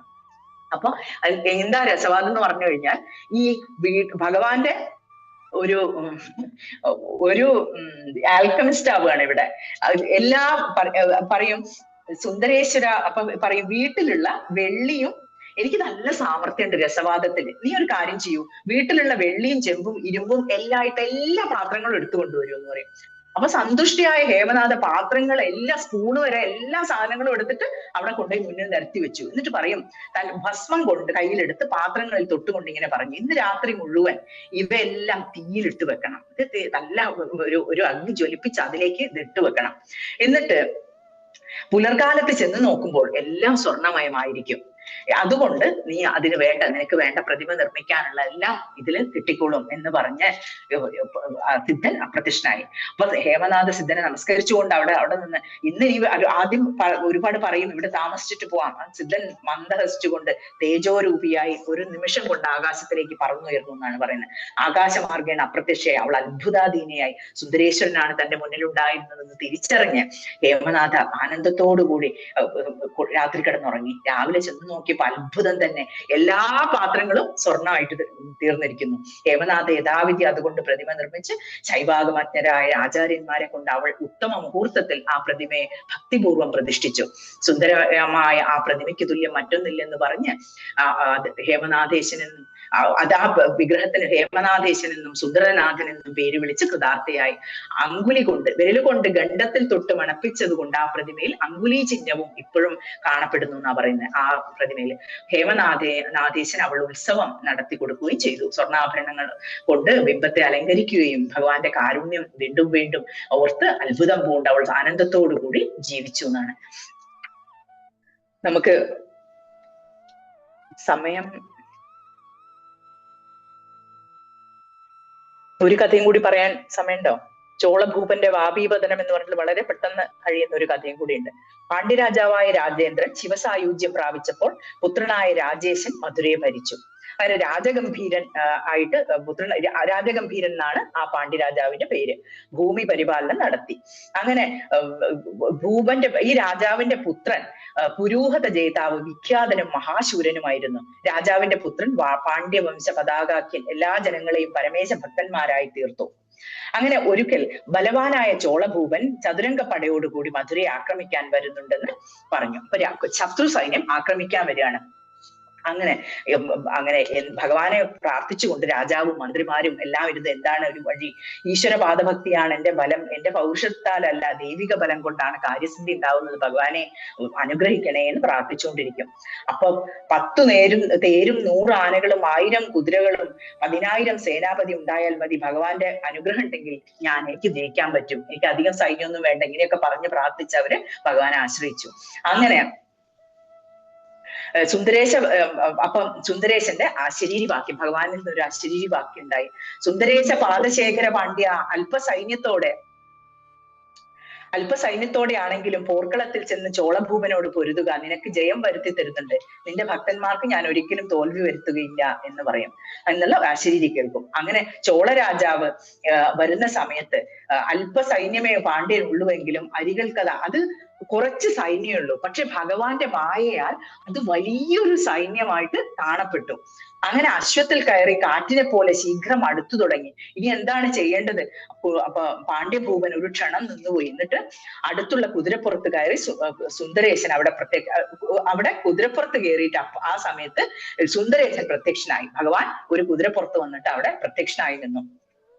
എന്നിട്ട് ശ്യാമളവർണ്ണം പൂണ്ട കോമളഗാത്രം, അങ്ങനെ ഒരു കറുത്ത നിറത്തോടു കൂടിയാണ് അന്ന് പ്രത്യക്ഷപ്പെട്ടത്. രക്തനേത്രങ്ങളും ഒക്കെ ആയിട്ട് കിരാതരൂപിയായി കാണപ്പെട്ട അഖിലേശൻ പാണ്ഡ്യ സൈന്യനോട് നിൽക്കുക ചോള എന്ന് പറഞ്ഞ് അവിടെ നിന്നു ശത്രു സൈന്യത്തോട്. എന്നിട്ട് പറഞ്ഞു, പിന്നെ ഒരു വേലെടുത്ത് തന്റെ കരം ചുണ്ട് ചുഴറ്റി ദേവദേവൻ ചോളന്റെ കുതിരയുടെ മുഖത്ത് പ്രഹരിക്കുവാൻ തുനിഞ്ഞു. എന്താണ്? ഒരു വേലെടുത്തിട്ട് ശത്രു സൈന്യത്തിന്റെ രാജാവിന്റെ കുതിരയുടെ മുഖത്തേക്ക് പ്രഹരിക്കാൻ തുടങ്ങുന്ന സമയത്ത് ചോളൻ തിരിച്ചോടി. അപ്പൊ രാജാവ് തിരിച്ചോടാൻ തുടങ്ങി. അപ്പൊ തന്നെ സൈന്യവും തിരിച്ചോടി. ആ സമയത്ത് എന്താ ഉണ്ടാവുന്ന വെച്ചാൽ, പണ്ട് ജലം ഉണ്ടായിരുന്ന ഒരു വാപി, ഒരു കിണർ പോലത്തെ ഒരു പണ്ട് വെള്ളം നിറഞ്ഞിട്ടുണ്ടായിരുന്ന ഒരു വാപി ഉണ്ടായിരുന്നു. ആ സമയത്ത് ഈ ജലമൊക്കെ വറ്റിപ്പോയ സമയത്ത് അതില് ഇപ്പൊ ഒന്നുമില്ല, ഒരു കുഴി പോലെ വലിയൊരു കുഴിയായിട്ടാണ് അവിടെ കിടക്കുന്നത്. വലിയൊരു കിണറാണ്. അപ്പൊ പാണ്ഡ്യനും ചോളനും സൈന്യങ്ങളും കൂടി എന്ത് ചെയ്തു, ഈ വെള്ളം ഉണ്ടായിരുന്നു. പക്ഷെ അതിന്റെ മേലെ ഇങ്ങനെ നമ്മൾ പായൽ എന്നൊക്കെ പറയില്ലേ, ചില പായലുണ്ടാവും, ഉള്ളിൽ വെള്ളം ഉണ്ടോ എന്താന്ന് മനസ്സിലാവില്ല. അപ്പോ കൽഹാരം, പത്മം, ഇങ്ങനെ താമരപ്പൂക്കളും എല്ലാം ഇങ്ങനെ നിറഞ്ഞു കിടക്കുന്നുണ്ട് അവിടെ. ഇവര് പെട്ടെന്ന് അധികം വെളിച്ചില്ല, സാഹചര്യം കൂടി ചോള രാജാവ് തിരിച്ചോടി വന്ന സമയത്ത് അങ്ങനെ പോയിട്ട് ഇതിൽ പോയി പതിച്ചു. അങ്ങനെ പാണ്ഡ്യനും ഈ ജലം പാണ്ഡ്യനും ചോളനും സൈന്യങ്ങളും എല്ലാവരും ജലത്തിൽ പതിച്ചു. അങ്ങനെ ഭക്തവത്സനായ ദേവദേവന്റെ അനുഗ്രഹത്താൽ പാണ്ഡ്യഭൂപൻ കുതിരയോടുകൂടി മറുകര കയറി. ഭഗവാൻ എന്ത് ചെയ്തു, ഈ തന്നെ ആശ്രയിച്ചിട്ടുള്ള പാണ്ഡ്യരാജാവിനെ പതുക്കെ വെള്ളത്തിന്ന് കരകയറ്റാൻ സഹായിച്ചു. എന്നിട്ട് പറയും, ചോളൻ വെള്ളം കുടിച്ച് അവിടെ തന്നെ മരിക്കുകയും ചെയ്തു. ശത്രു രാജാക്കളും അവരുടെ സൈന്യങ്ങളും എല്ലാം അവിടെ തന്നെ മരിക്കുകയും ചെയ്തു. ഈശ്വരഹിതം തടുക്കാവതല്ലോ, സൈന്യത്തിൽ കുറെ പേർ കുളത്തിലും വീണും മരിച്ചു. അങ്ങനെ പാണ്ഡ്യസേന പിടിച്ചു കെട്ടി സുന്ദരേശ സന്നിധിയിൽ സമർപ്പിച്ചു. അങ്ങനെ നല്ല നല്ല ഗജതുരകങ്ങളെ പാണ്ഡ്യഭൂപൻ സുന്ദരേശനെ കാഴ്ചവെച്ച് എന്നെ രക്ഷിക്കുന്നതിനും ശത്രുക്കളെ ശിക്ഷിക്കുന്നതിനും ഭഗവാനെ അങ്ങല്ലാതെ മറ്റാരുമില്ല എന്ന് പ്രാർത്ഥിച്ചുകൊണ്ട് കൊട്ടാരത്തിൽ ചെന്നെത്തി. അന്നു തൊട്ട് സുന്ദരേശനെ ഭൂലോകവാസികൾ ആജ്ഞാദേവൻ എന്ന് വിളിച്ചു. അങ്ങനെ ഇങ്ങനെയുള്ള ഒരു ലീലയും കൂടി പറഞ്ഞുകൊണ്ട് നമുക്ക് ഇന്നത്തെ ഇത് അവസാനിപ്പിക്കാം. അങ്ങനെ ഇത്രയധികം ലീലകൾ പറഞ്ഞ് നമ്മളെയൊക്കെ മനസ്സിൽ നിറഞ്ഞു നിൽക്കുന്ന ആ സുന്ദരേശ രൂപം മനസ്സിൽ ധ്യാനിച്ചുകൊണ്ട് എല്ലാവർക്കും നല്ലത് വരുത്തട്ടെ എന്ന പ്രാർത്ഥനയോടുകൂടി നമുക്ക് ഇന്നത്തെ ഈ കഥാകഥനം ഇവിടെ അവസാനിപ്പിക്കാം. നമഃശിവായ. നമുക്ക് ഭഗവാനെ ഉറക്കാനും കൂടി വെച്ചിട്ട് നമുക്ക് പിരിഞ്ഞു പോവാം. എന്തായാലും ഭഗവാനെയും ദേവിയെയും നമ്മൾ ആ വെള്ളിയിൽ തീർത്ത ആ ഊഞ്ഞാലിൽ ആട്ടുകെട്ടിലിൽ എത്തിക്കൊണ്ട് നമ്മൾ പ്രാർത്ഥിക്കുകയാണ്, നമ്മൾ പാടുകയാണ് ഉറക്കാൻ വേണ്ടിയിട്ടുള്ള. മനസ്സിൽ നന്നായി ധ്യാനിച്ചോളൂ. ഭൂലോക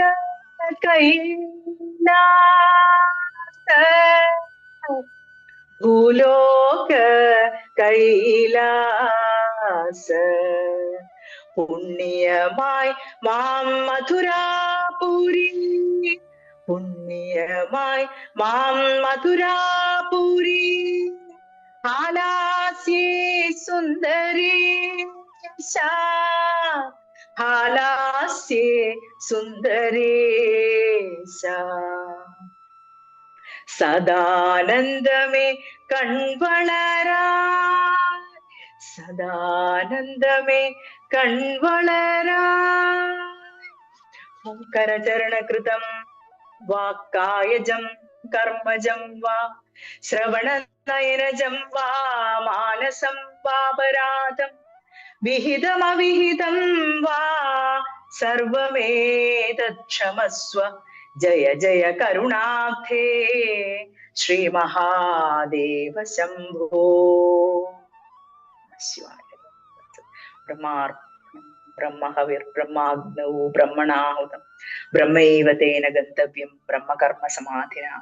ശിവായ. ഇന്നത്തെ ഈ പ്രഭാഷണ പരമ്പര ഇവിടെ പൂർണ്ണമാവുകയാണ്. നാളെ വൈകിട്ട് ഇതേ സമയത്ത് തന്നെ ഇതേ ലിങ്കിൽ പ്രവേശിച്ച് നമുക്ക് പ്രഭാഷണ പരമ്പര തുടരാം. ഇന്ന് ഇതിൽ പങ്കെടുത്ത എല്ലാവർക്കും, പ്രത്യേകിച്ച് ശ്രീമതി സ്വപ്ന നായർക്കും ഹൃദയംഗമായ നന്ദി രേഖപ്പെടുത്തുന്നു. എല്ലാവർക്കും ശുഭരാത്രി നേർന്നുകൊണ്ട് ജയശങ്കര. ജയശങ്കര. ജയശങ്കര. ജയശങ്കര.